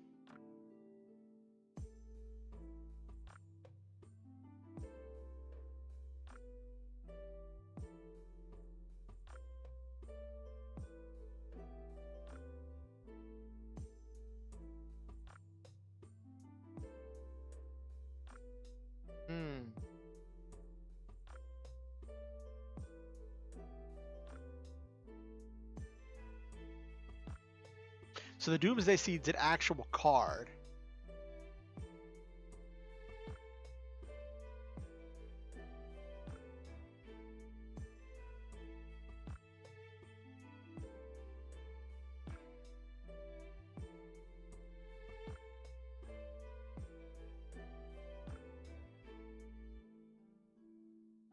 You could have spin about Eco Battle Tournament finals, maybe delude due to storm warning. Oh,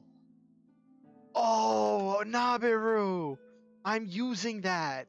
I'm using that, Nabiru. I'm using that, Nabiru.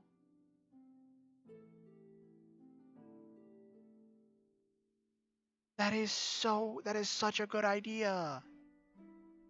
Oh my gosh, I'm getting too excited. I'm getting loud. I have to not be loud because people are sleeping right above me. That is... Yes, actual tournament and event delays.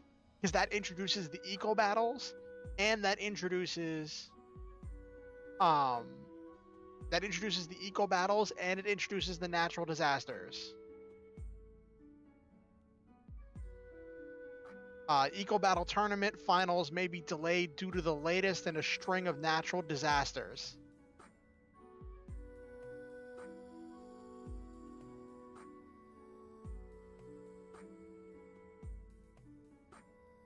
Well, no. Well, a newspaper would sensationalize everything, right?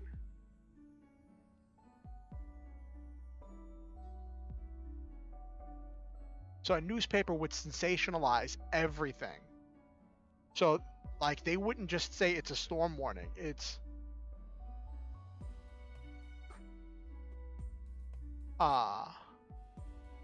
Oh, that's so good. Hold on. You got me thinking, Nabiru. Every time I try to put it down, you just drag me back in, Nabiru. You just drag me back in. You...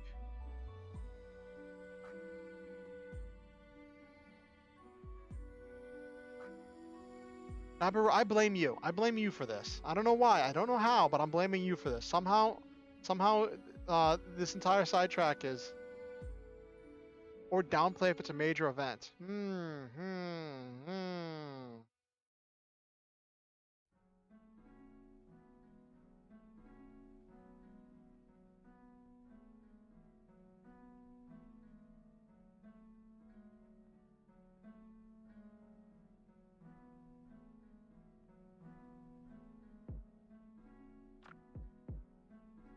Like, it almost feels like a shame to the fact that, like, I'm planning this, like, big ending point of the story. I mean, I can write prequels.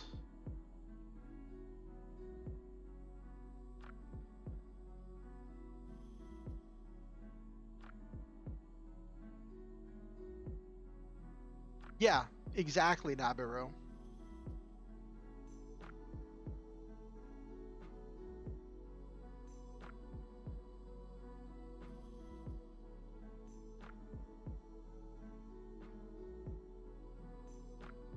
Exactly.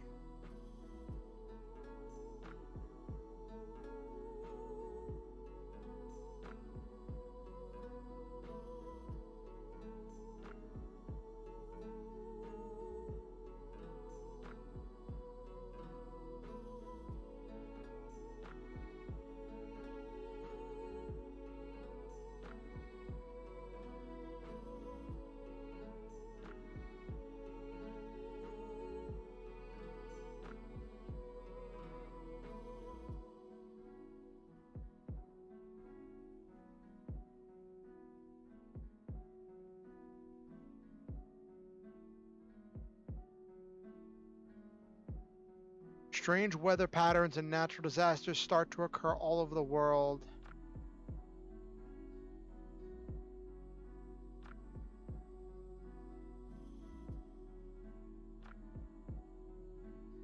And I already had mention of Hazel having to deal with a storm on the first day.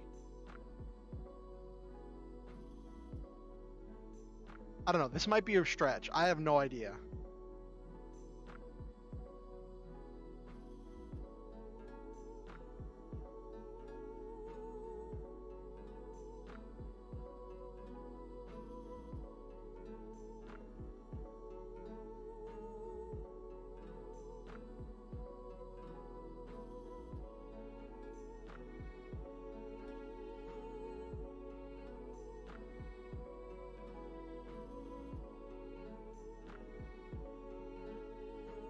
One sentence sets it up.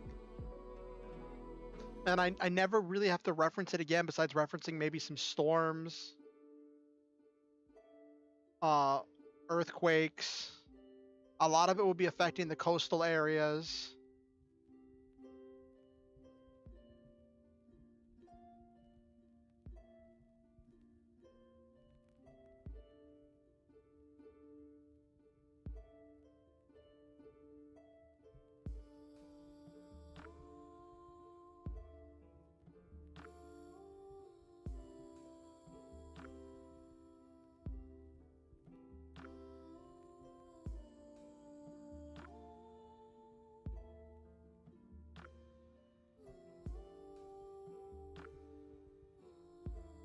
Yes.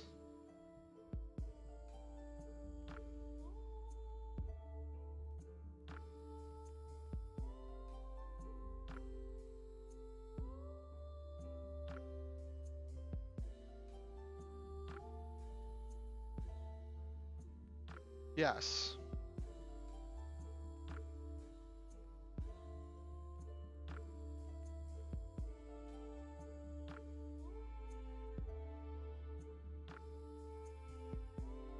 Oh. Wait. Wait.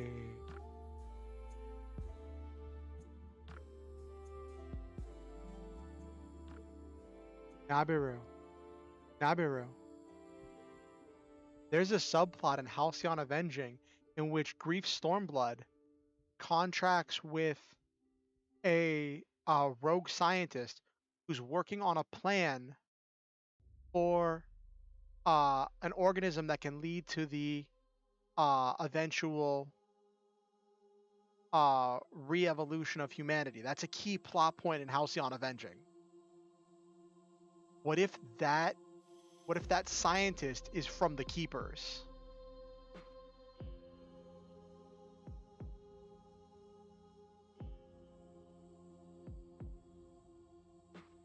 Nabaru, it's all falling into place.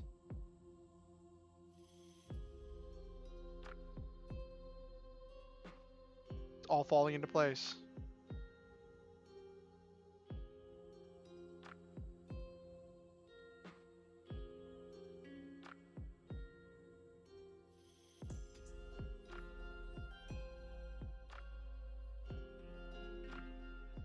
Because I never really fleshed out that character. That character was just kind of there, but now I have something to actually flesh it out with.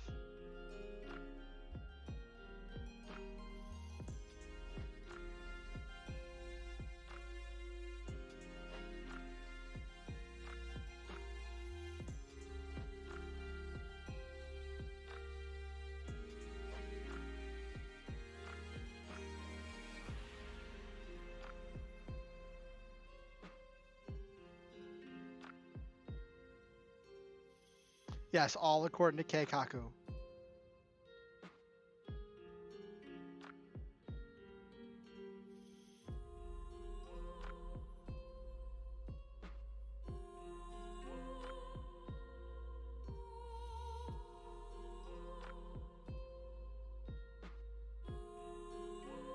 Because that explains why he was already working on this beforehand. That explains why this scientist was, because that was one thing I could never explain, which was why was the scientist already working on this? Why would a scientist already be working on this, planning for an extinction level event, if this is all supposed to be a surprise?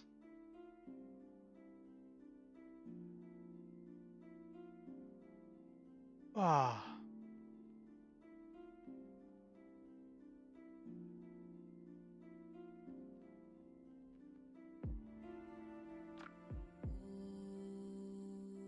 I said I was gonna stop getting derailed. I promised, and I have to make at least one NPC tonight. That is my promise. I have to make at least one AI generated NPC. Which now I'm convinced this AI can do tons of stuff. Like, so the AI is not gonna write the novel for me, right? But it gives me the plot that I use to write the novel. So it is a tool. It's like a random generator, but way more powerful.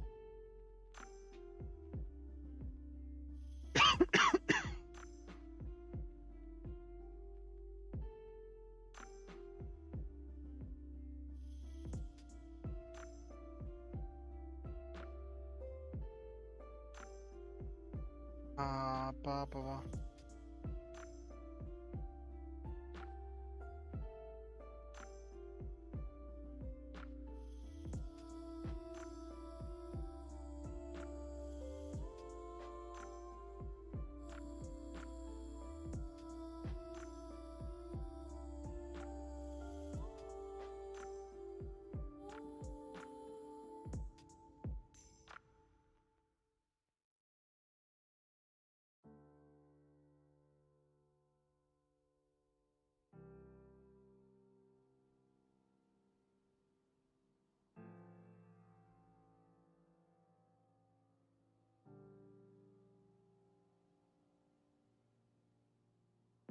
So this is funny because the adult story revolves around economics and class power struggle, right?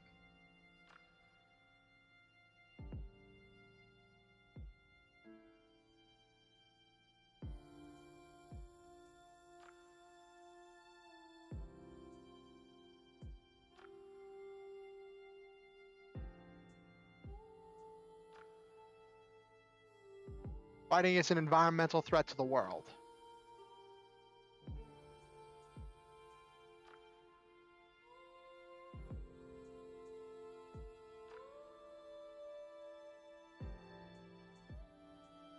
And what's also funny is Halcyon Avenging is this like kind of almost realistic, grounded in somewhat science sci-fi thing, and then Eco Battlers just goes completely off the rails. Just goes completely off the rails.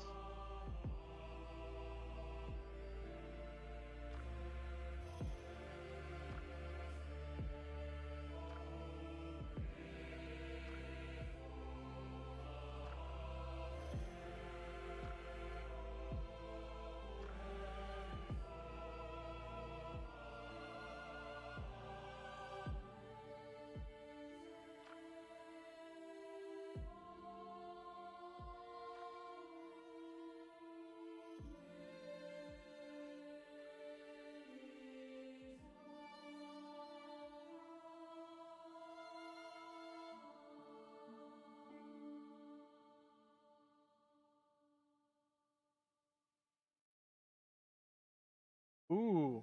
So in the description, it talks about plant monsters. So I decided to ask it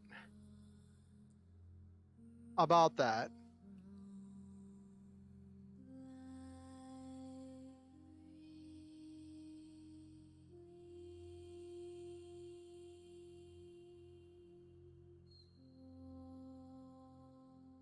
Ooh.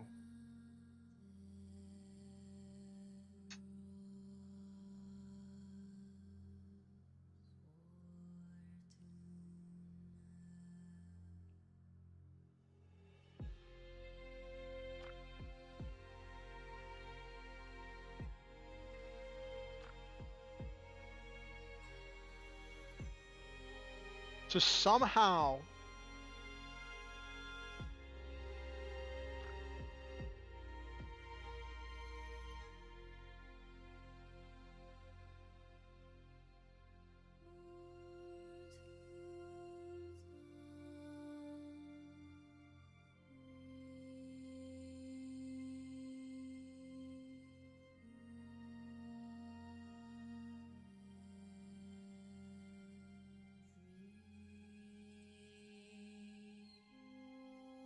eco cards, okay.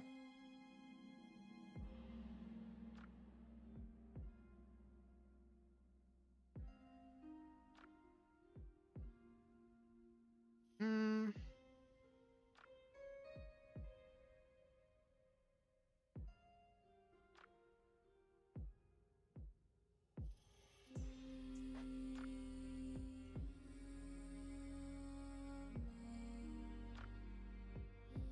Ah, interesting.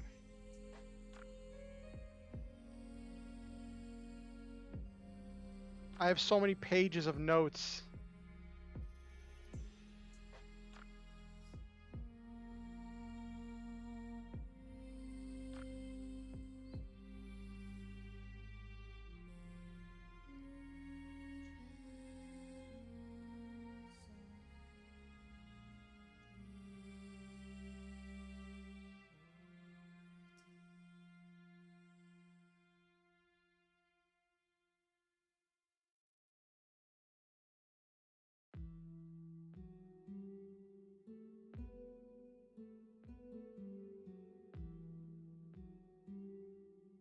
That's not the one I wanted, but fine, whatever.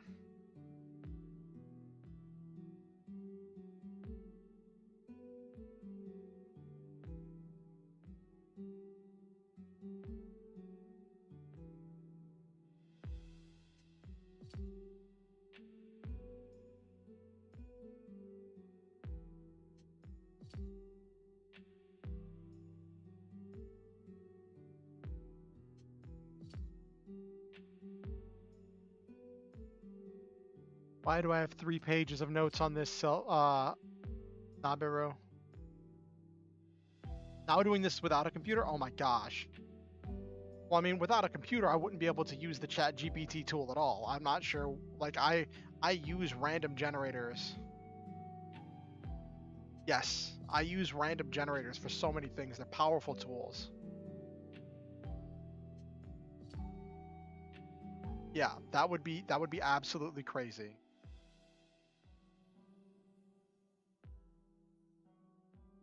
All right. I'm gonna have to do some. I'm gonna have to do some stuff. I might do a stream of just brainstorming about how to get this all connected in order to plan this out so I can write these novels effectively.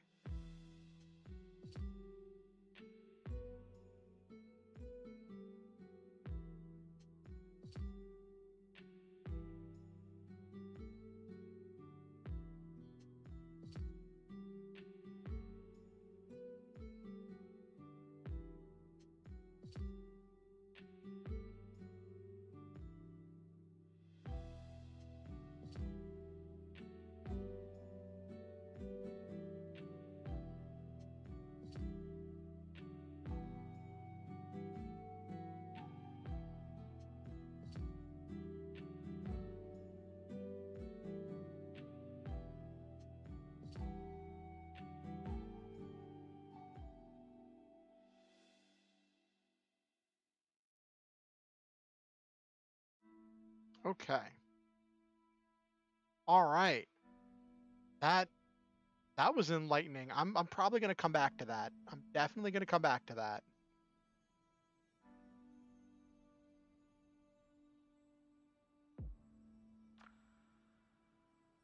That eco battles, I'm probably gonna tinker with after stream. Oh, thanks, Sam. It was good to see you. You heading out for the night? All right. Let's open a new chat.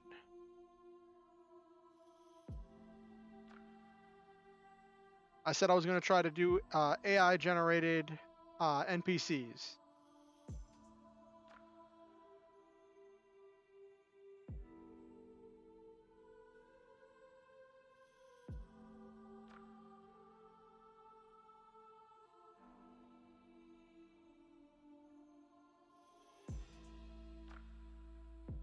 Yeah, I don't know. I don't know if you are you just arriving, Sam. I literally just finished going on a tangent for the last hour-ish, in which I took a random idea I had. I fed it to an idea I was talking to someone about, and I fed it to Chat GPT, and it gave me a plot outline. Well, not a full outline, but it gave me a plot, and I was just getting completely distracted taking notes. So the story that I've been writing and working on lately is called Halcyon Avenging, which takes place in this. That's the plant punk dystopian future story, right? With the airships and the economics and the politics and all that stuff, right? Um, that's that story with the rebels and all of that. One of my friends, one of my viewers, Okusen, uh, and I were talking the other day, and we somehow stumbled upon this conversation of talking about what would a trading card game look like in this plant punk dystopian future. And we would talk about the possibility because like plants are like cards are made of cardboard that can be generated easily in a plant-based world, right? Um, and we're talking about like the big tournaments in the arenas using controlled hallucinogenics of like uh spraying some kind of like a mist or something or spores that you would inhale to make sure everyone hallucinates the same thing so everyone sees the monsters appearing, right? uh and so Okusen was like, you should write a side story to your main story dealing with a trading card game in this plant punk. Yeah, a little bit, yes. It's like it's a controlled trippy experience, right? um and it was like, you should write uh a story that's a side story dealing with this card game, right? Some card game. So I told Chat GPT I need a plot of a story involving trading card games in a futuristic setting For all technologies made of plants, it needs to involve the end of the world. That is what I gave Chat GPT. And this is what Chat GPT gave me. Oh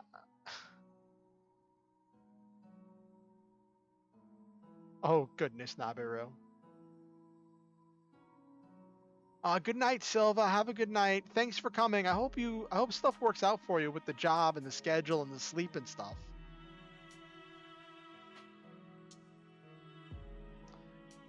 In a future where all technology is made of plants, a popular trading card game called Eco Battles has taken the world by storm. Players connect unique cards that represent different plant species, each with its own unique abilities, and use them to battle each other in virtual arenas. As the game becomes more and more popular, a mysterious organization known as the Keepers emerges, claiming that they have a card that can control the entire world's ecosystem. The card, called the Doomsday Seed, is said to have the power to trigger a massive extinction event that would wipe out all life on Earth. The protagonist of the story is a young Eco Battles champion who's skeptical of the Keeper's claims, but as strange weather patterns and natural disasters start to occur all over the world, they become convinced that the Doomsday Seed might be real. With the help of a group of fellow Eco Battles players, the protagonist sets out on a quest to find the Doomsday Seed and stop the Keepers from using it. Along the way, they face numerous challenges, including intense Eco Battles matches and dangerous encounters with the Keepers' agents. As the group get close to their goal, they discover that the Keepers are actually a group of rogue scientists who believe the only way to save the Earth from its current environmental crisis is to trigger a controlled extinction event that would reset the planet's ecosystems. The protagonist must now make a difficult decision: stop the Keepers and risk allowing Earth to continue on its current path of destruction, or help them activate the Doomsday Seed in hopes of saving it. The climax of the story takes place in a virtual Eco Battles arena where the protagonist faces off against the leader of the Keepers in a final showdown. The outcome of the match will determine the fate of the world. Yeah. And I was just asking for other questions. It gave me a name. Well, I'm not going to use this exact beat for beat. I'm adapting it because I don't want to deal with virtual battles and virtual arenas, because I wanted them to be more analog with the plant spores and stuff. So I'm not using this beat for beat. And because I'm doing this as a side story of Halcyon Avenging, I was taking notes for how I could adapt this plot or use pieces here and there of this plot in order to fit into the greater narrative for the world I'm trying to build with Halcyon Avenging, because I want to craft a story that feels like it can fit in this world. But at some point, it's a very different story, and it's interesting because the adult story deals with politics, class struggle, and economics. And the kid's story with the Eco Battles is going to be dealing with environmental disasters. But I feel like telling the story from a kid's perspective will let me explore some of the more niche bits of lore in the world, like how regular everyday life works for kids who go to school and live in this world. And I just asked it about different things.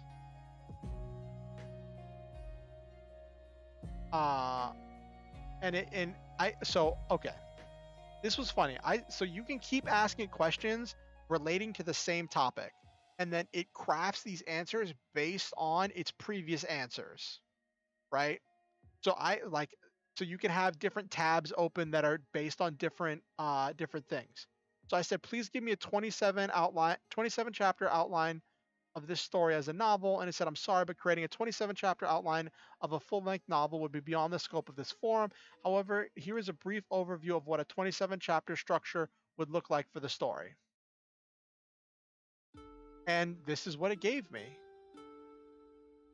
That's powerful. I may not use all of it, but it gives me a good framework to work with. And that's one thing that I think AI is good for, is that it's good as a tool in order to deal with some of the some of the smaller tasks in order to free us up from more of the actual writing, and the actual creating. So, and then I asked it for the other eco battlers that the main character turns up with, and it gave me a list of 5. This is technically 5 NPCs, 5 side characters, and their descriptions.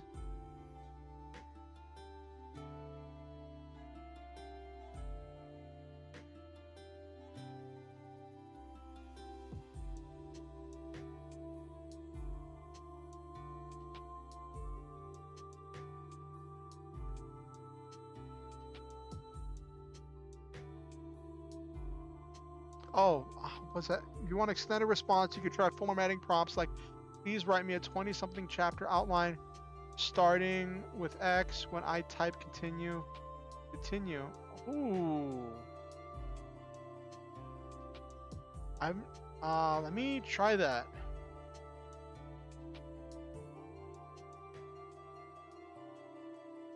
Okay, hold on.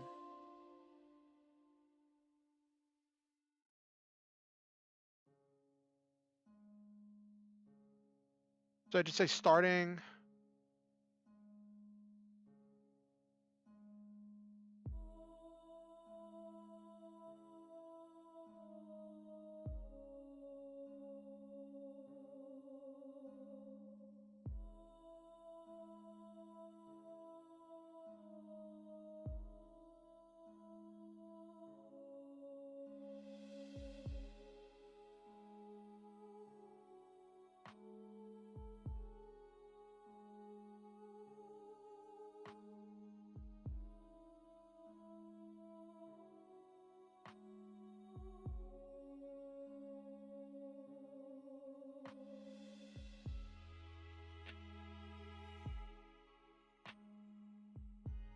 What?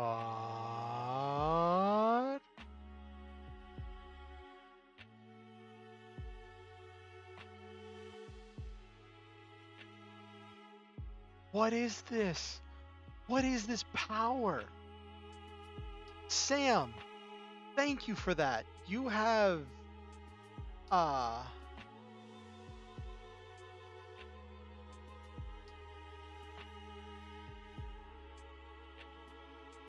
Sam, you've granted me a great deal of power with that prompt. I haven't even typed continue yet.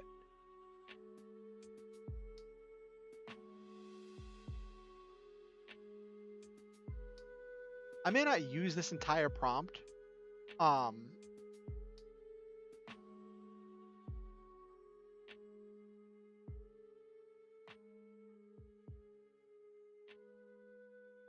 Yeah.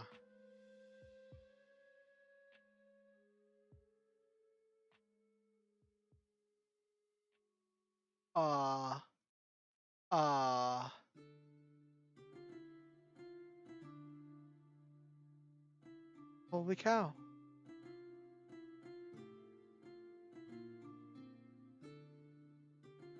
No, it's not doing 27 because it's already at the end of the story.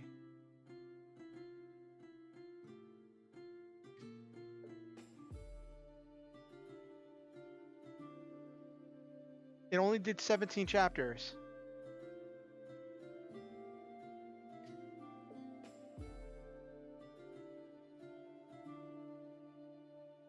It'll just keep degrading.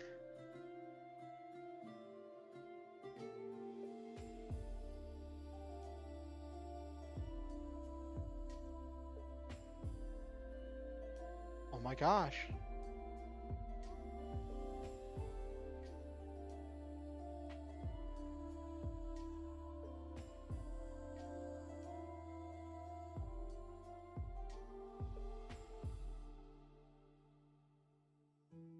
Well, I don't know if they're getting sillier. He's telling...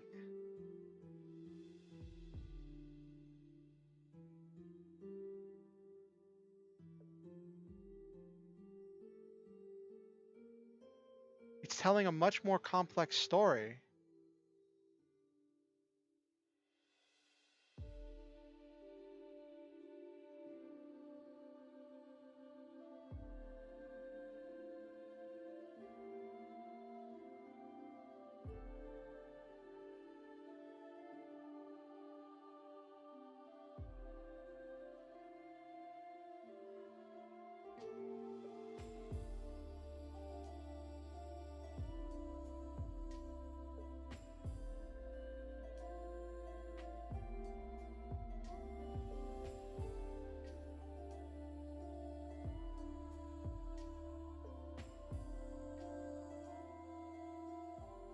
So it it had this.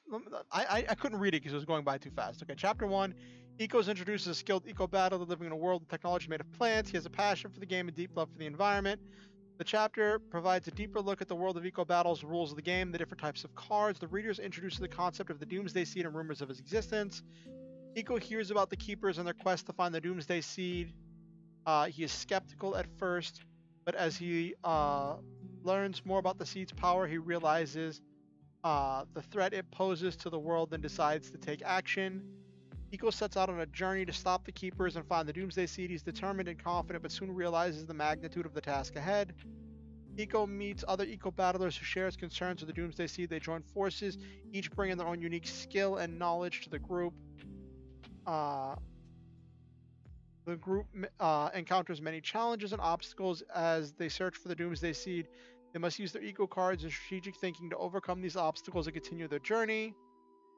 The group discovers information about the power of the Doomsday Seed and the consequences of it falling into the wrong hands. They're more determined than ever to stop the Keepers. The group battles various plant creatures controlled by the Keepers. These battles are intense to test the eco battlers' skills and teamwork. The group continues their journey and gathers information about the Keepers and their plans. They learn about the organization structure and its members and their next moves. Keeper's army of plant creatures grows stronger, more dangerous. The eco battles must come up with new strategies to defeat them and protect the world. The eco battles engage in a crucial battle for a key location that will give them a strategic advantage in the fight against the Keepers. The eco battlers gain an upper hand and make progress in their mission to stop the Keepers. They learn about the Doomsday Seed and they learn more about the Doomsday Seed and its location. The group infiltrates the Keepers' headquarters and faces the toughest challenges yet. They must use their skills and bravery to overcome the Keepers' defenses and find the Doomsday Seed. The eco battlers engage in a final showdown with the Keepers. The fate of the world hangs in the balance, and the two sides engage in brutal, intense battle. The eco battles emerge victorious, but at great cost. They must deal with the consequences of their actions in the aftermath of the battle. The group must deal with their loss in terms of the sacrifices they've made, reflect on the journey and the impact it's had on their lives. Aftermath of the battle is revealed with the world slowly recovering from the destruction caused by the Keepers. The eco battlers must help in rebuilding process and find a new purpose in their lives. They reflect on the importance of teamwork and how it helped them achieve their goals. It's just I feel like after chapter 17, it becomes a long epilogue. It becomes this long epilogue in the beginning and a lead into season 2.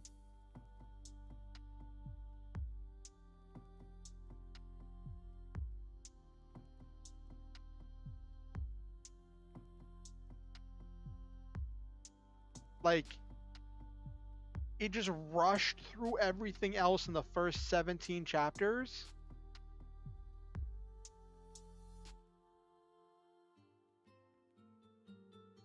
Yeah, it's the first 17 chapters are pretty good, right?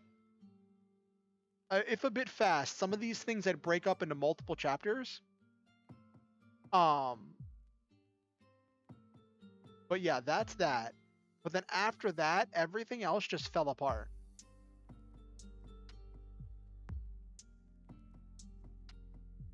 That is absolutely wild. But the fact that it made it this far and was able to make it this far is mind-boggling, Sam.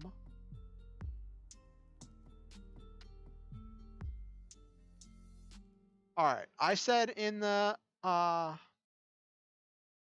but yeah, this is Chat GPT. This is exactly, Sam.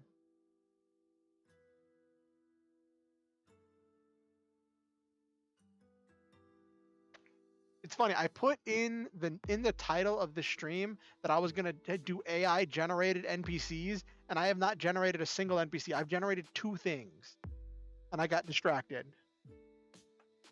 Yeah. Well, I kind of generated piles of NPCs for both of them. I mean, I generated NPCs for the Lost Colony. So the first thing I did, Sam, was I generated a I generated a one-shot adventure. Hold on. I generated a one-shot adventure for the Lancer RPG, which is pretty fun. It's like D&D but with mechs, and it generated a 5-hour one-shot session. Story, character, well, not characters, because the story it wrote doesn't feature very many people. I don't think it's ever going to replace actual novelists. Like, it gives me these tools, but for me, it's just another random generator. You know what I mean, Nabiru? All right.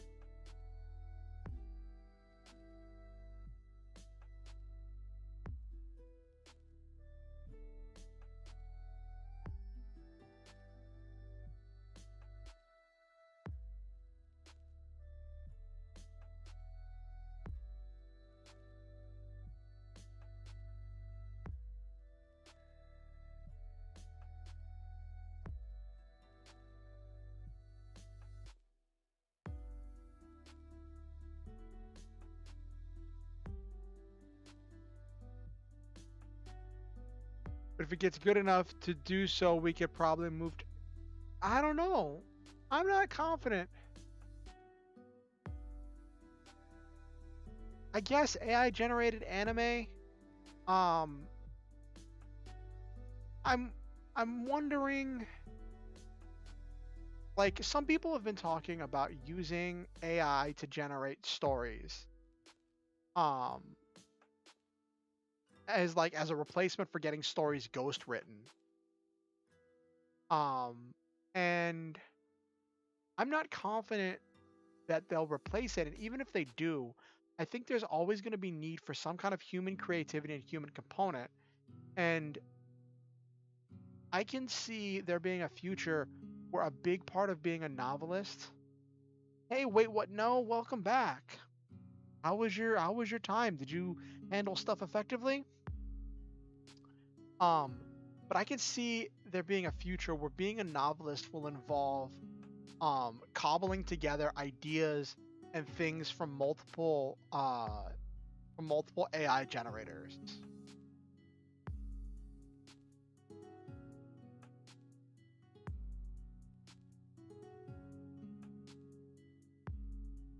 Well, that's good.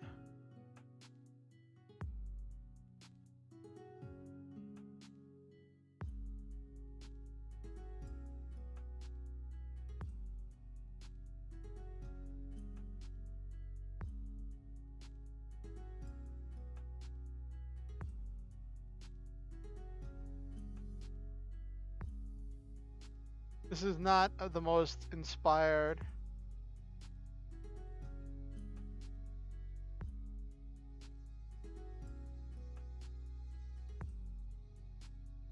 Okay. It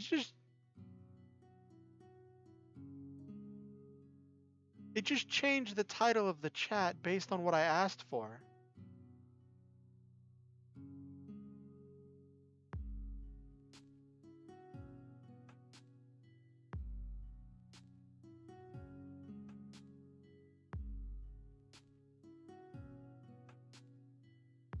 It just takes a while. Did you have anything tasty? Wait, what? No?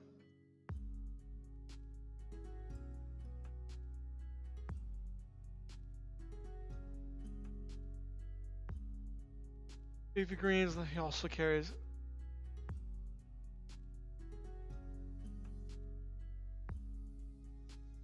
AI VTuber, now AI store maker, next maybe AI game maker. So, Nabiru, someone has already made a game where the entire story of the game was AI generated. All of the characters were AI generated. All of the art was AI generated. The entire thing was AI generated. And like, I think the base program might have been AI generated.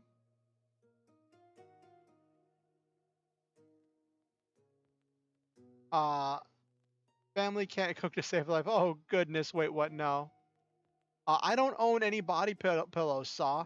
Welcome to stream. Now let me look that up.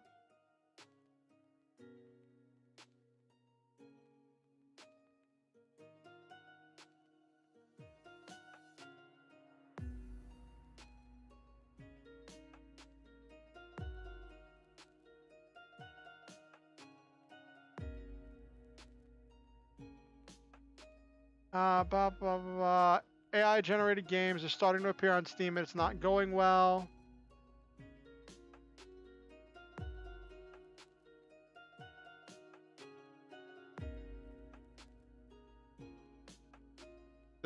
This girl does not exist. The developer claims that everything from the art to the story to the music have been generated by AI of some kind.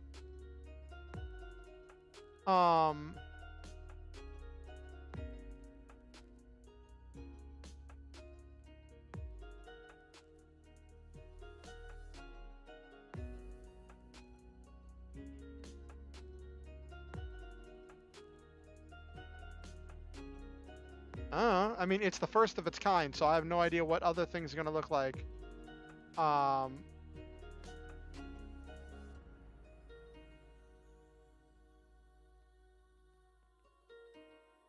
Some people use AI Dungeon for like infinitely generated adventure. This is.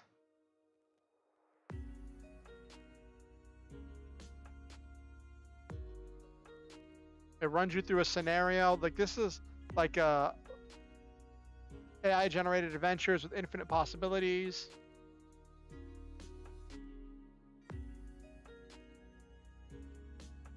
So there's all kinds of stuff floating around.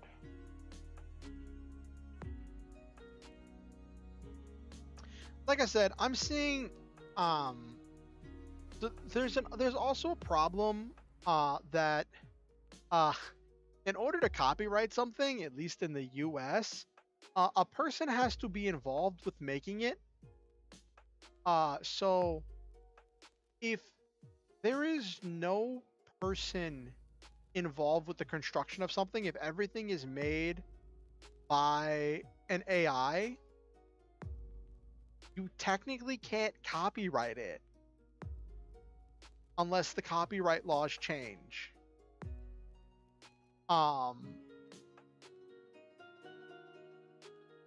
So like it doesn't matter who put the prompt in. If the actual art was put together by a computer, whether it be an NFT or a or you know, any other kind of AI art,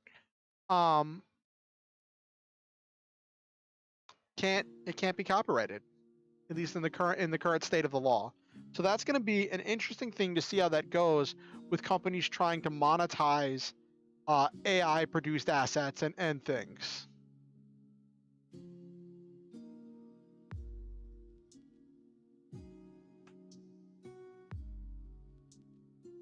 All right, let's play with this.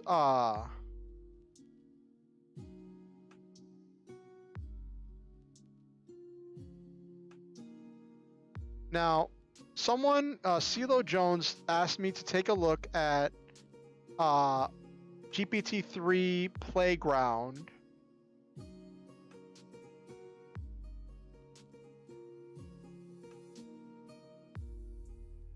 I don't know how this works. Apparently this has like lots of tools. I don't know what this does. This looks like it has a lot more tools for like making code. DaVinci? Do I just write the prompt in here?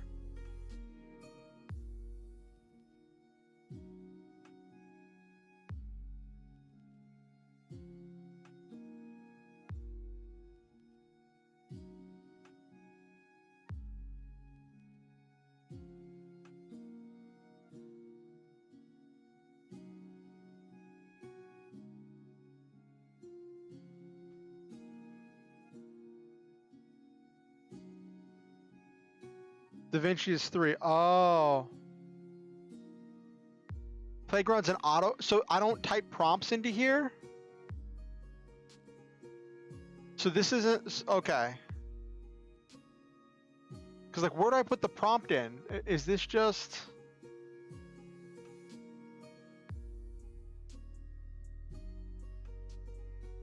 Oh. What's the trick, Sam? What's the sauce? What's the way to put them in?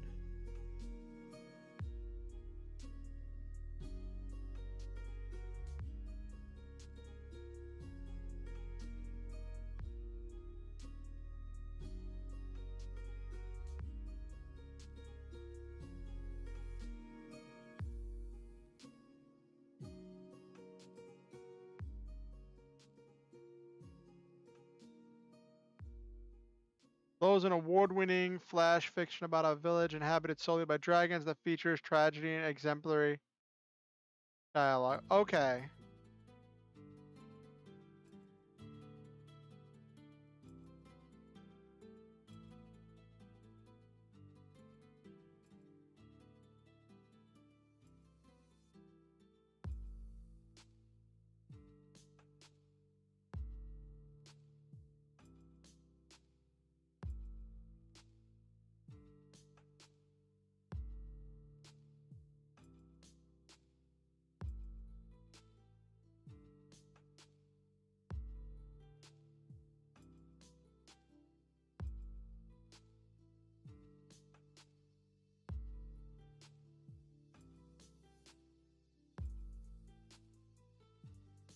Okay.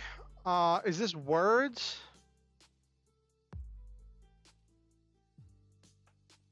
Is this words or letters? What's that mean, tokens? One token is roughly 4 characters for English. That's like 800 words. No, it's 1,000 words. I think this should be generated in less than 1,000 words. So I think that's fine.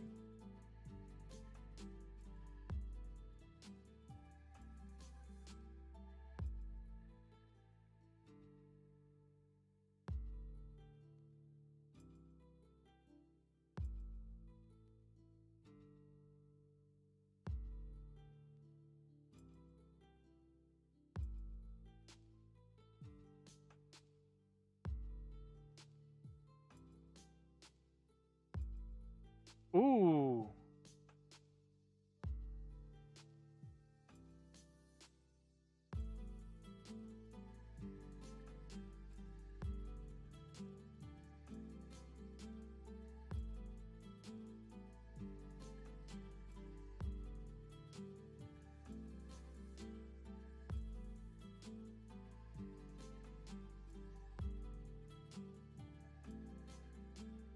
Okay. So it generated, but how do I, like the other one I can save it, like this I can save so I can come back to these in the future.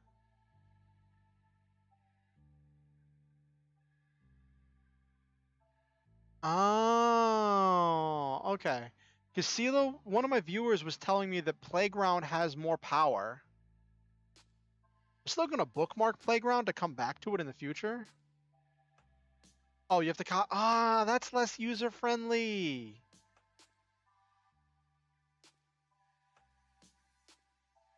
Yes, Insta NPC Maker. I like doing it over here.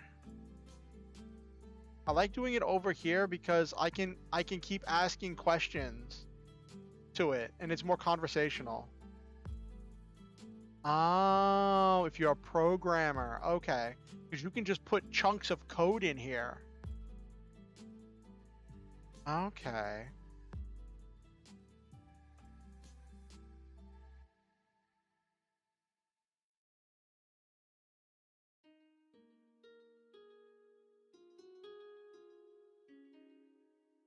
Okay.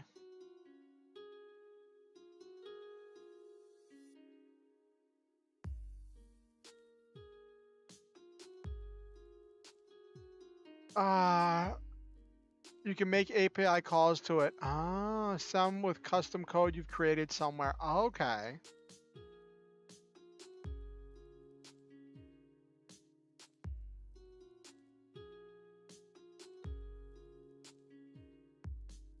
So I think I'm gonna stick with regular Chat GPT for most of my uses, but I might use that if I ever get into programming, I guess. That Eco Battle story is still buzzing around in my head, and I just know it's gonna turn into something. I was talking to Okusen about it. I said it's gonna be really funny if like Halcyon Avenging is the first story. That's the one I put all this effort into, right? With the 2 protagonists and all of that other stuff. And then whatever the card game story is going to be what becomes popular, or is going to be what my readers like. That's going to be really funny. Not, well, I mean, then again, anything becoming popular that I write would be a thing.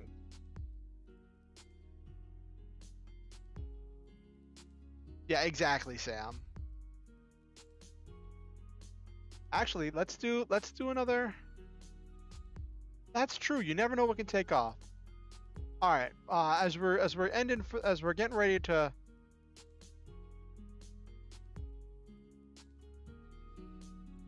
Yeah, it's definitely going to be more like magic. That's also true, Sam. So I'm going to do one last thing. I'm going to ask you, chat, give me a prompt for something to ask Chat GPT for. Something, whether it be a story, a game, something that you think would be cool to ask Chat GPT for, and I'll try to put something together based on your requests.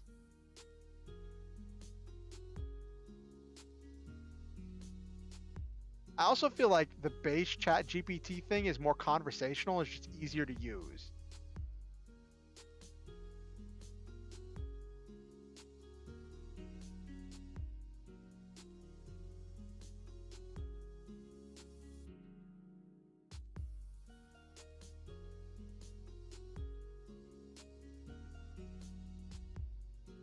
Ooh, that would be interesting.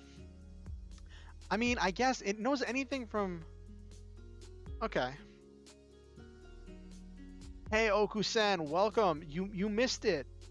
If you're just getting here, you missed it. I don't know if you've been here the whole time. That you could have been here the whole time. I don't know. But you remember we were talking about that card game story for Halcyon Avenging?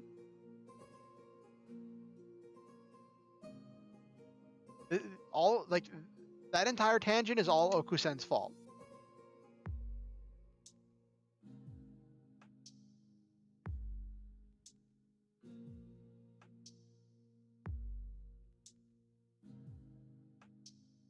Yeah, I fed a basic prompt about that to Chat GPT, and it gave me the plot of a story. And now I have an outline. I'm working on an outline, and I'm working on a basic.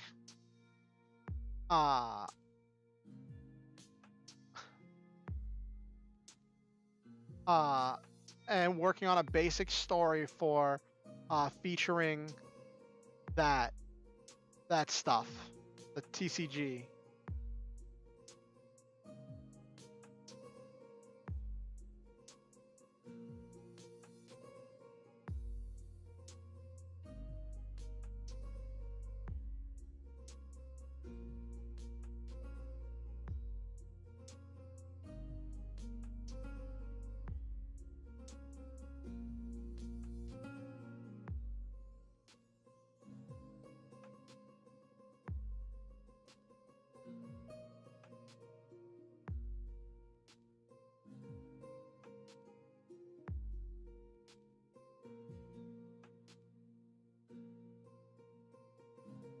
All right, let's see what it says.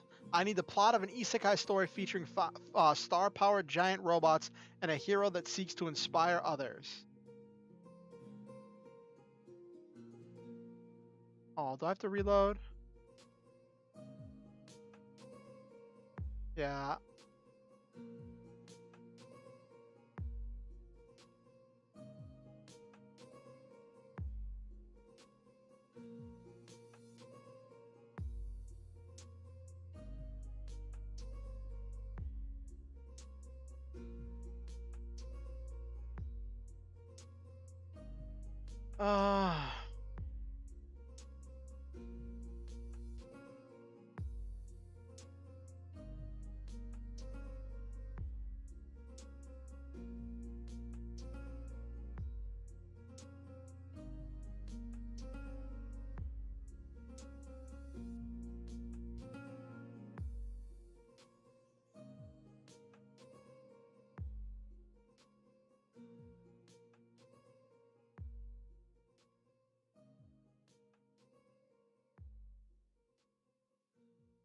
Wow.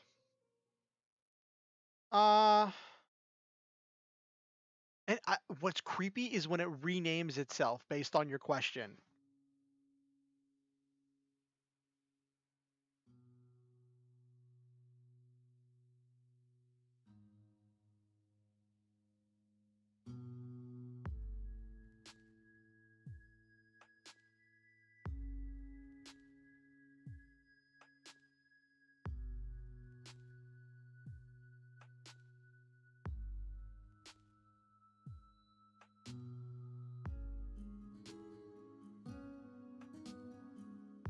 I like that it features um it's asking a lot of questions instead of giving definitives.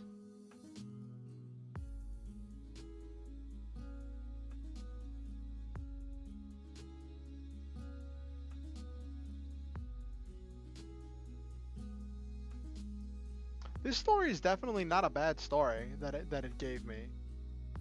It's not quite the same because my character gets isekai'd at the end of the story, whereas this one the character gets isekai'd at the beginning.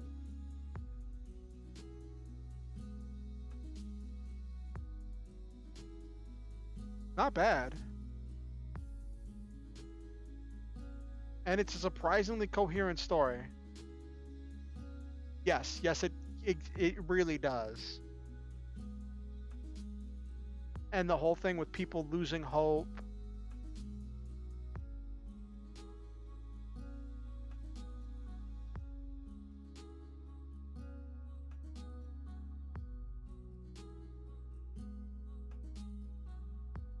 That's not bad.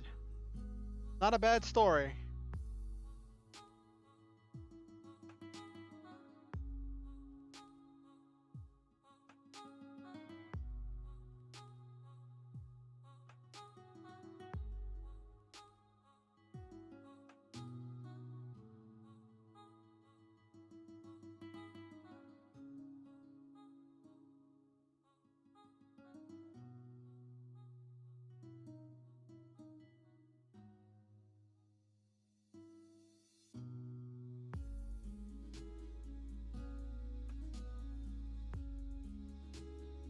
I like this where it lists possibilities instead of, like I said that already, where it lists possibilities instead of giving you definitives, which feels more useful than a random generator that just gives you randomly generated answers.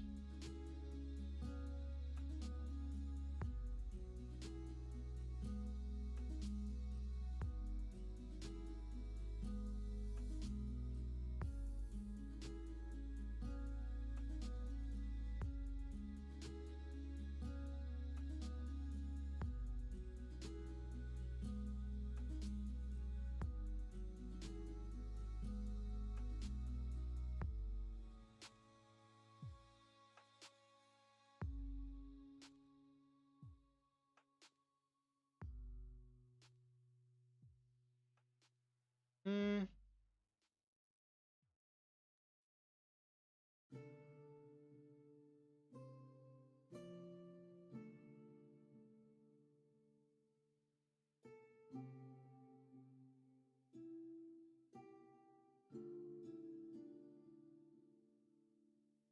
How did Sam say to say it? How say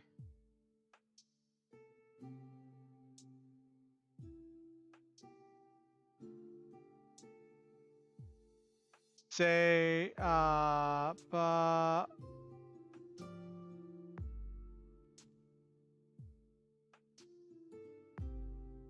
starting with X when I type continue continue. Okay.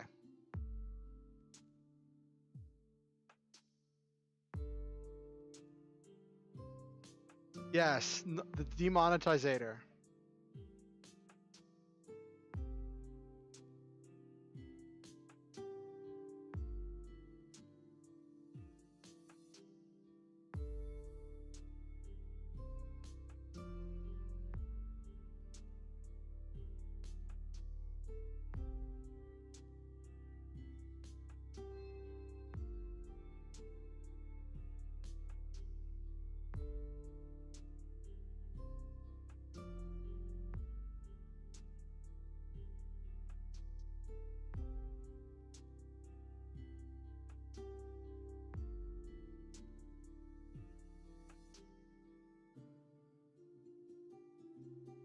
This is scary powerful.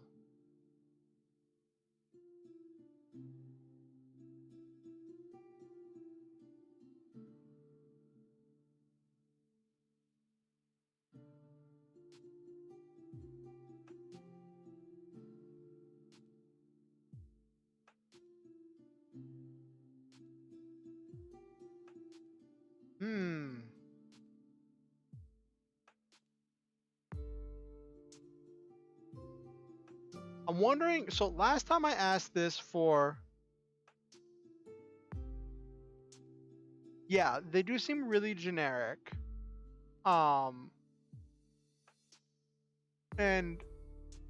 this is what I mean. This is exactly what I was worried about. It finishes a story by chapter 10 or 11. And then it kind of just dribbles on with the rest of the story for the other like 15.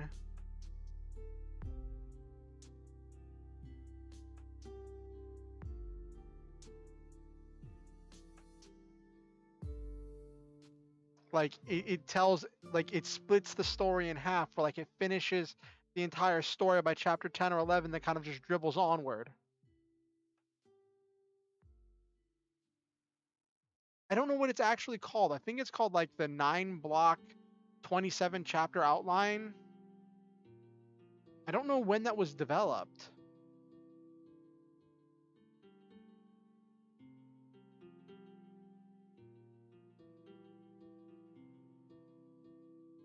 Mm-hmm.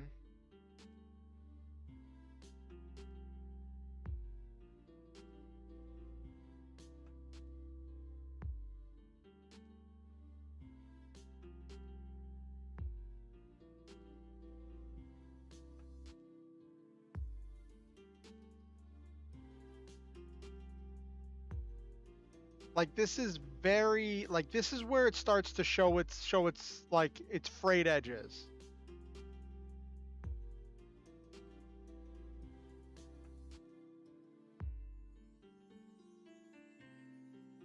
Yeah, like it's telling the exact same story over.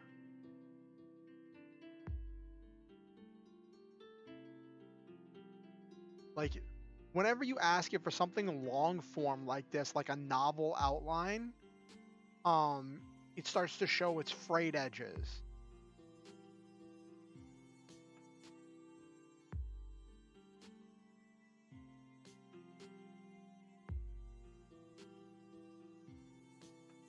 Like it could probably plot out a novella or a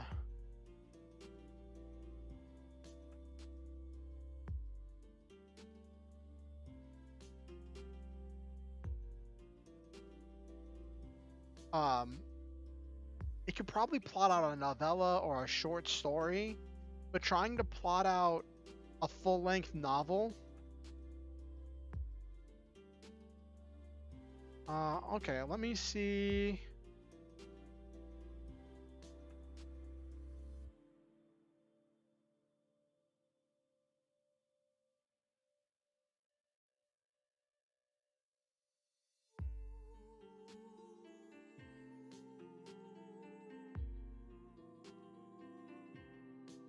Stranger Jade is trying to pull from.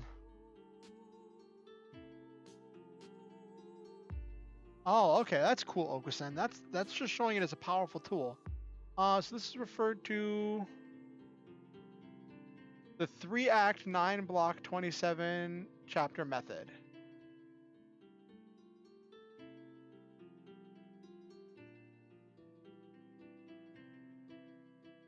Mm-hmm.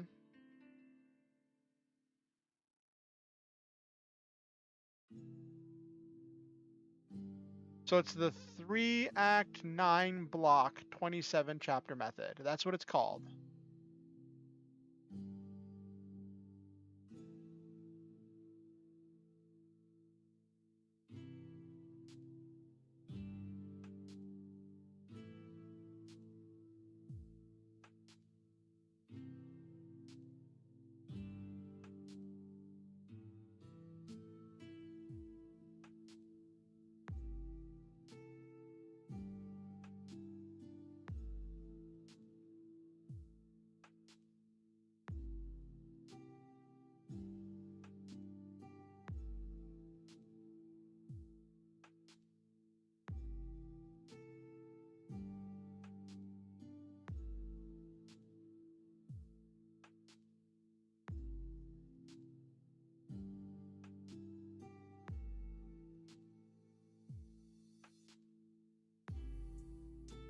Ooh, this is much more functional.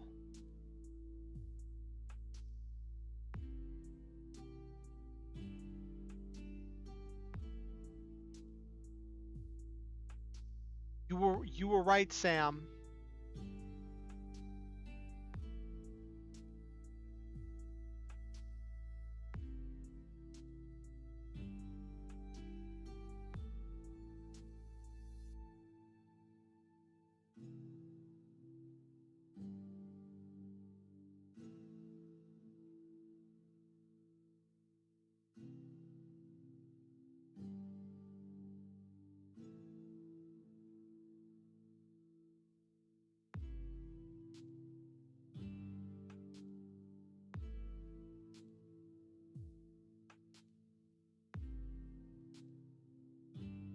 You're actually, I see what you mean. Where it's like it's influencing that.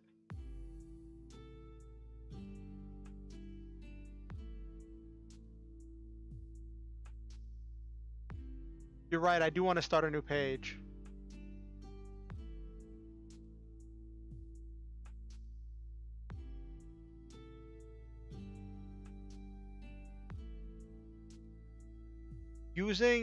Calling it that, the 3 act 9 block 27 chapter method.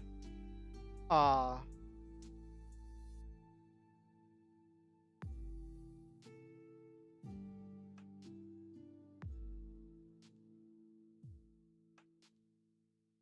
wow. That actually makes me wonder. If I hop over to Eco Battles, right?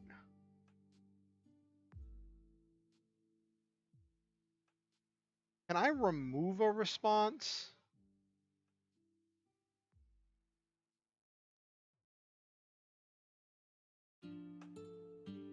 Because I don't want to regenerate the entirety of Eco Battles. I don't want to regenerate the entire thing. I just, you know what? I'm just going to run with it as is.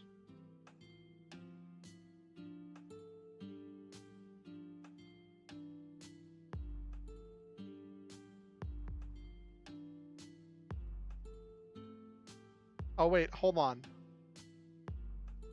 Hold on. I can redo the generation. Okay.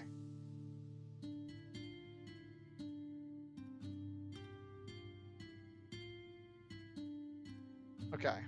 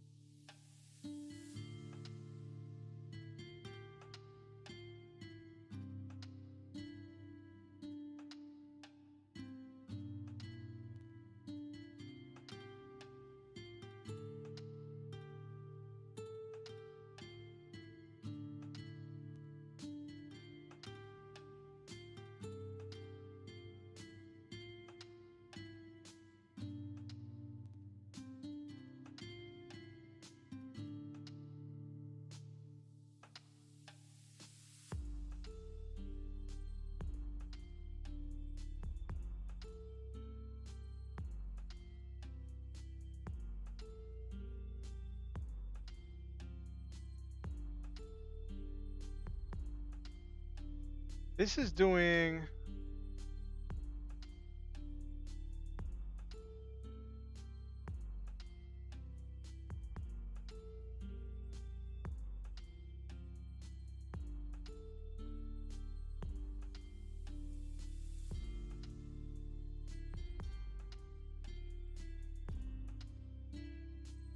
Hmm.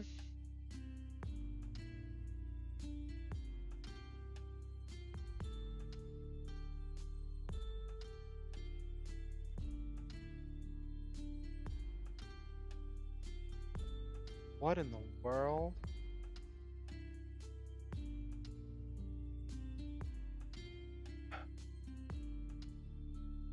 It sets too many things for the aftermath. Like, the final battle is supposed to be the second to last chapter.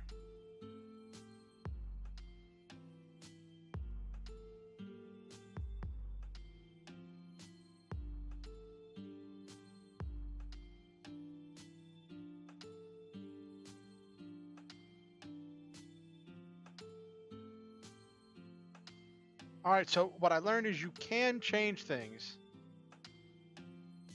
Yeah.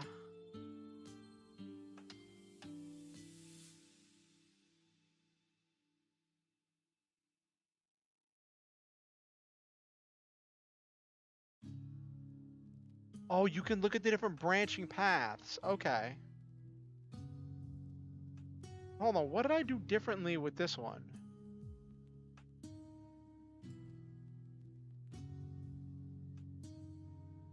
What did I do differently with this one?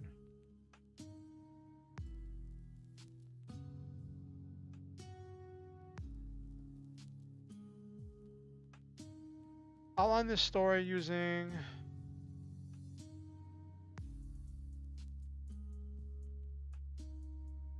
Yeah. I'm gonna copy this word for word.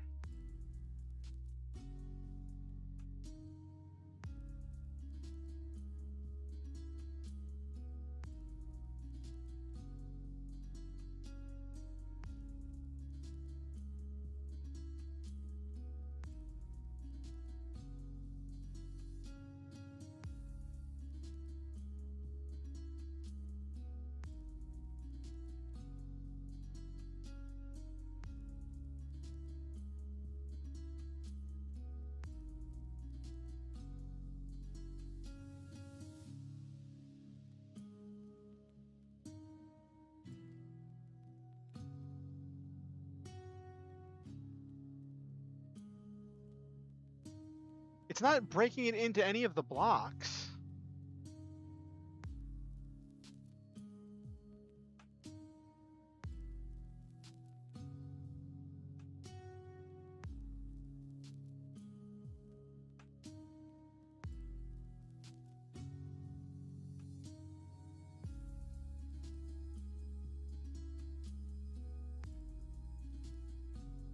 Interesting. I realize this has just been me kind of staring at AI for most of the time. Holy cow, it's already 11:30.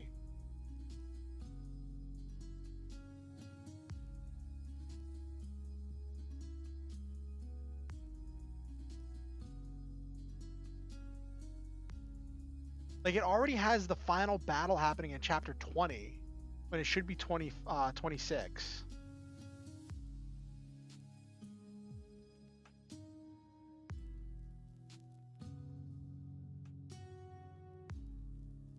Uh-huh.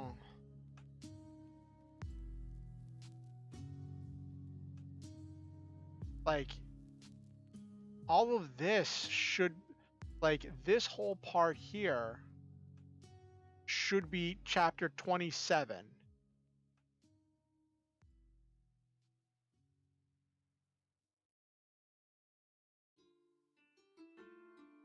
Maybe. Maybe. Actually, that might make more sense, Sam. Might have to generate them independently. But why did it work for the start? Like, but I'm noticing a trend where it ends the story early. Like, look at how this one came out.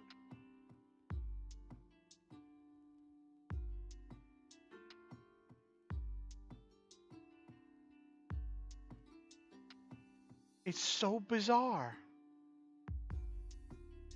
Well, I'm definitely gonna mess around with this Eco Battles story prompt. I made like 3 pages of notes of stuff I pulled from the Eco Battles stuff.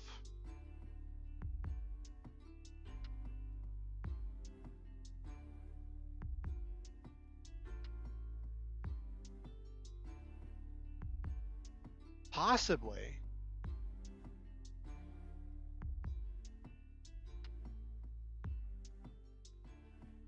Oh, you think it might be because I went through this one?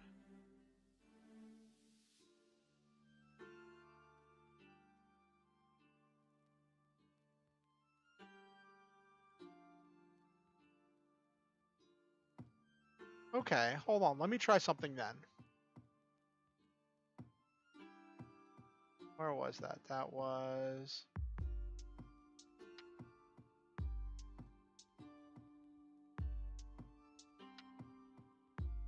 And none of these are bulleted responses.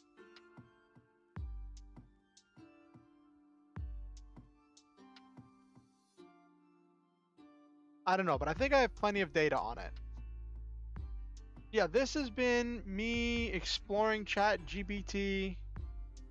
We generated a lot of stuff tonight, and what I like about it is, unlike Night Cafe and the AI art, you don't have like a limited number of things you can generate. I generated an entire, like, all of the stuff I need to run a session, most of the stuff I need to assemble a one-shot for my Lancer game. I don't know if I'm going to use it or what form it's going to take whenever I use it, but it's definitely a lot of really great ideas. And the fact that it knows, oh, we'll stop you eventually? Okay. Honestly, this is a tool that's so powerful. If it was like a reasonable thing for a subscription to this, or some hourly limit, okay. Like, if there was, like, this is the kind of AI that, like, I can be supportive of, right? Like, this is a tool that's a very powerful tool, that feels a lot more functional and useful than a lot of the AI art stuff that I was messing with before, with like the Night Cafe and stuff.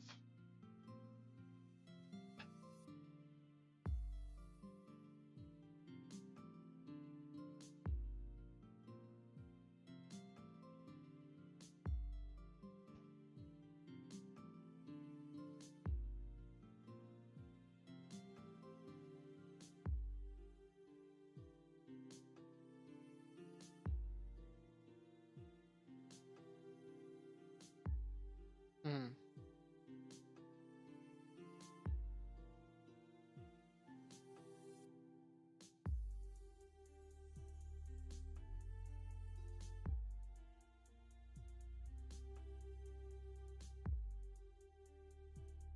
This is, I just wanted to generate something else about the NPC I generated. I might introduce this NPC into my Lancer game because it seems really cool.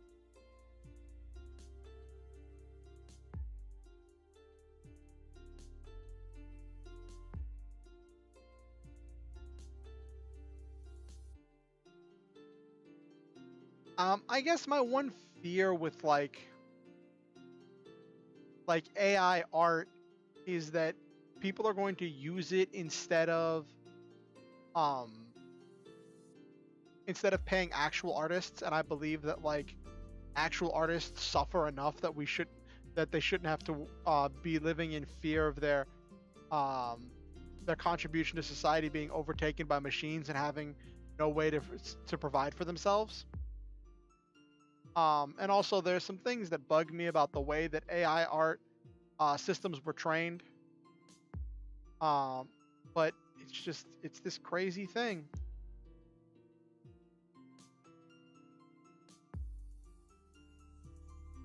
All right. Well, oh no, don't tell me that, Sam. Oh no, oh no, no, no. I thought I finally had a tool that I could play around with and not be dealing with those morality questions. Why has it gotta be this way, Sam?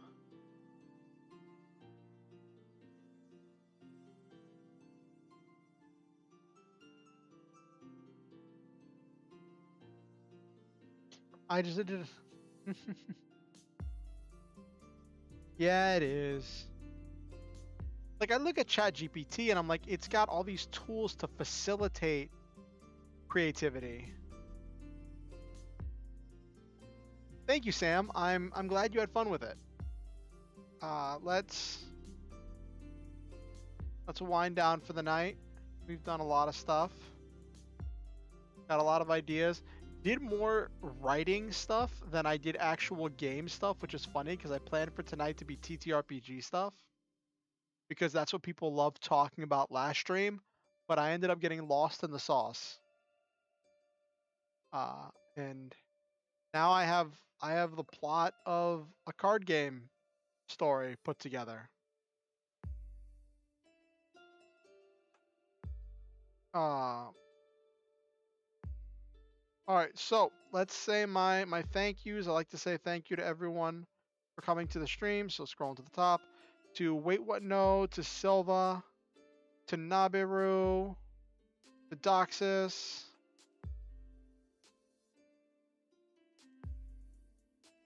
Yes, exactly, Okusen. To Silo.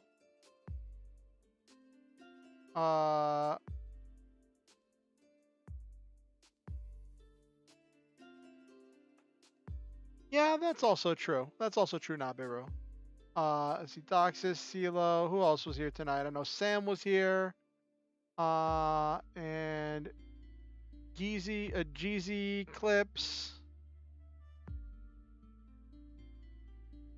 And Sa and Okusen. I want to say to all of you, thank you for coming. Thank you for giving me your time, your attention. Thank you also to everyone who lurked in the shadows, watching quietly, and anyone who watches the VOD afterwards. I want to tell all of you that I love all of you and I believe in each and every one of you. I think that you each are unique, powerful, wonderful, and important. I believe that each one of you makes this world a better place just by being in it, and I'm grateful every day to live in the world with you in it. I think that you all possess a one-of-a-kind, special energy that only you can bring to everything you do. I think that you all are amazing. Thank you for giving me your time, your attention, and your energy. I appreciate it. I appreciate you being here. I appreciate you being a part of the Star Hunter community. Always remember the Star Hunter motto: shoot for the stars, have wonderful adventures, live your dreams, and always, always, always stop to enjoy the memes. I hope you have yourselves a wonderful night. Please be sure to like the stream. It helps the algorithm with recommending it to other people. If you have any friends or family or other people that you think might enjoy my stream, please feel free to bring them to the next stream. Next stream is going to be, I think, Friday? Yeah, because I had stream last week, Tuesday. Yes.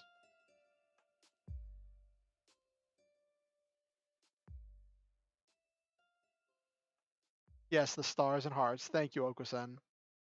Anyway, yeah, I'll post for sure what the next stream is, when the next stream is going to be, in my stream end post that I'm going to do after this. Thank you all for coming. If you want to keep up with what I'm doing on YouTube, please be sure to subscribe if you're not currently subscribed, and ding the notification bell to let you know whenever I go live or when I release any new content. If you want to keep up with what I'm doing outside of YouTube, please feel free to follow me on Twitter or join the Discord in order to see what other activities we have going on. Thank you all for coming. Also, always remember, you never have to donate to be a part of this community. You don't have to pay to be welcome here. You are a valued and important member of this community just by being here and sharing your time and energy with me. With that said, if you ever feel motivated to donate to improve the stream or to improve my life, there are links below where you can do that. I hope you have yourselves a wonderful night and know that you are all amazing.